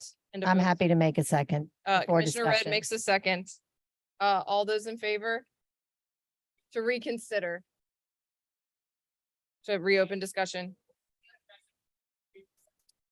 No, I We think can have discussion before Okay. you vote on reconsidering. Yes. before we vote, but yes, we need to make a motion to reconsider. We have a motion and a second, so you can now have discussion. Okay, great, just making sure. As long as everyone, sorry, procedurally, I have not done this as chair before, so just walk me through it. Okay, I have a comment. Yes, a 3-and-12 pitch is the minimum that for a shingle roof. However, that still meets warranty, that is still covered under warranty by the manufacturer if when installed properly. It is perfectly an acceptable roof slope. It just is the lowest that they will warranty. Thank you. And I will say, Mr. Tolbert, I understand you live in town. Your sons live in town. You've owned this property for a long time. We hear a lot of applications. And part of what this commission is working to do is not give any type of privilege to someone who's in a, on St. Charles versus other places in town. And I just, given that the roof is still being framed and that when we asked, you said that there was the option to be able to adjust this. It seems like, there's work that's being done without a permit. There's work that's being done in deviation of the C of A. And I think what got proposed and to Commissioner Red was that it's the retention of the demolition, the unpermitted demolition, with a fine, the lowest fine, which is $1,000. But again, we try to negotiate these things. The second thing is that you match the roof pitch of the existing on what's on site. So if that's 3-on-12, this seems like a fair compromise. I understand you might want a 4-on-12 if you were to build this new, which is understood, but this is existing. And again, there is a process for getting this permitted and approved. So again, May I say this? When you brought up the 3-on-12, I thought we had to go back to 3-on-12. Of course, we wanted the 4-on-12, but you said, are you willing? Well, if that's my only alternative, of course, I was willing to do that. The 3-12, we're over 50% finished on the framing and everything. It's gonna cost a lot of money. I don't mind paying a larger fine or something, but this, we're gonna have to tear a lot of this stuff out. And I don't know, the 4-on-12 is such a big difference on a building that is all brick and modern. I understand your point of view about keeping everything the way it is in the area, but this building stands out like a sore thumb. I don't think doing a 4-on-12 would make a lot of difference. Commissioner Bressler. It seems like there's a lot of confusion here. I mean, the staff thought it was a 4-on-12 and then approved a 4-on-12, but it was a 3-on-12. And so you've never asked the staff to approve a change in the roof from a 3-12 to a 4-12, correct? So would it make sense to go back and correct whoever made the mistake of giving them the wrong information, whatever. Yeah. And again, it was just a mistake. Go back and say, we have a 3-12, we want to move to a 4-12. Will you approve that? And then next meeting, they can decide if they want to make the change, but they were never asked whether they could make the change or not. Your roofer's recommending it for drainage purposes or whatever. You should be able to make your case for that. So but I don't think we can really do that today. When That has to be done through the process of going and applying and for what you want. We had a motion that we've already approved that we rescinded. We still have to either approve the retention of the demolition or we can defer. If retention of the demolition, there's a second item is retention of the new roof slope either way, we're still gonna be back here with the same things. I don't know how much we can certainly defer and listen. Well, staff hasn't said if they have a problem with it. They just said that they were not asked if they had a problem. They do have a So We putting us on feel, the spot now, let's give them some time to. No, I don't think it's, the lower the roof pitch, the better visually, because it's a mid-century modern building that would have typically had a flat roof. So the fact that this roof is growing is not good for the building architecturally. So it's not that we don't have a druther. We certainly think 3-on-12 is better than 4-on-12. But it's up to the discretion of the commission. I also would not have been, you mentioned, going back to the drawing board and having them approve or having me approve at the staff level, potentially the pitch change. That's not something that I can do at staff level.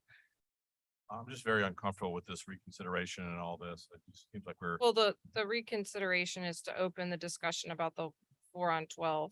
I think that we've heard, because I think the two reasons why you would change it is because it doesn't make that big of a difference visually, and it's going to better protect the building. So maybe it does better protect the building from moisture, maybe it doesn't.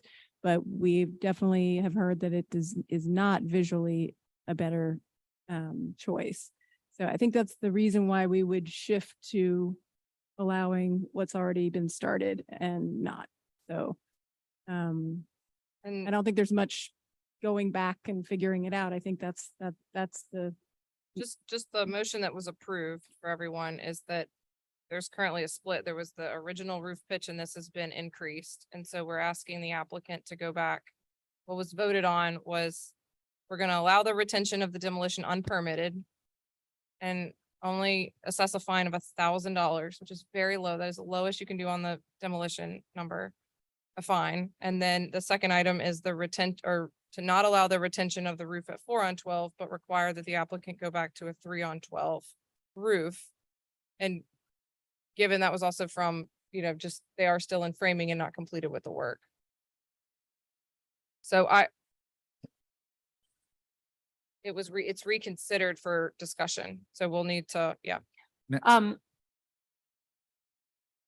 we haven't voted as to whether or not we are going to have that go.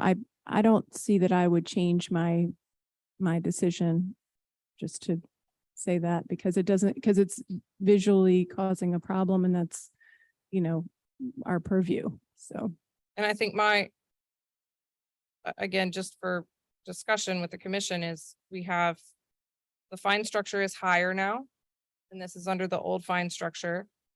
The owner has owned the building for a very long time, and I believe is aware that they are in HDLC under full control on St. Charles Avenue, on St. Charles. This is a 3615 St. Charles Avenue address. And I just, for the commission, again, in terms of consistency and equity across the city, I think this commission needs to keep that in mind. And if you approve, personally, I think if we approve the retention of the new roof where they didn't file a permit and you give them the lowest fine, that is not what this commission has been working towards doing, and is not why we have all gone to bat for a higher demolition fine and a lot of other things. And I believe that the applicant understands that and respects it living in the city, and is also not asking for that. He said that he was willing to change and to make it right and do it the right way if that's what needed to happen. So I can't vote, but I just want to also put that on public record. So yeah, Commissioner Red. When I made my motion with that particular fine, it was with the understanding there was cooperation. Understood, but yeah, but it is with the agreement that he's going to correct the work to the 3-on-12 to match the existing, which I can understand. And I appreciate that. I think but I'm just, again, for conversation, if it swings the other way, the commission needs to also assess the fine. So there needs to be some, again, we're negotiating and working across the city. Okay. Commissioner, anybody else for discussion? Commissioner Wakeman? I just wanted to comment that this discussion has helped to clarify, for me anyway, why we would want them to go back to the 3-on-12 slope. And so I don't see changing my vote. Okay. Would you like to call the question and have a roll call vote? Yes, let's do that. Okay, let's go ahead and do a roll call to keep the motion that's on the floor. No, this is the Or for motion what to do we call it? reconsider. The motion to reconsider. So if you would like to reconsider the motion that was voted Okay, on, got it. then you would vote in favor. Okay. All right, Heather Sabari, No. Annie Cambria, No. Clark, Okay. Stephanie Bruno. Can't hear you. No. Jason King. Lee Bressler. Greg Hackenberg. No. Ann Red, No, even though I seconded it. Donna Wakeman, No, even though I made the motion. Io Love. No. Okay, the motion passes unanimously. The previous motion of denying the retention and having it go back to a 3-and-12 pitch with a fine of 1,000 remains. Thank you. I read the appeal note, but I can do it again. Your application has been partially denied by HDLC Commission, and you have 10 days from the date of this meeting to appeal to City Council in writing. The staff will furnish you with the details of this appeals process. We really thank you for being here and participating. Thank you for your so- consideration. Thank you. Good luck with your project. Okay, all right. Ratification of Architectural Review Committee and staff action since January 4th, 2023. We have a motion. Approval. Commissioner Bressler makes a motion. Commissioner Hackenberg seconds. All those in favor? All those opposed, the motion carries unanimously. HDLC reports and communication. Do you have any communication? None at this time. Thank you. Meeting adjourned. Thank you. Thank you. Happy Mardi Gras. Log you out.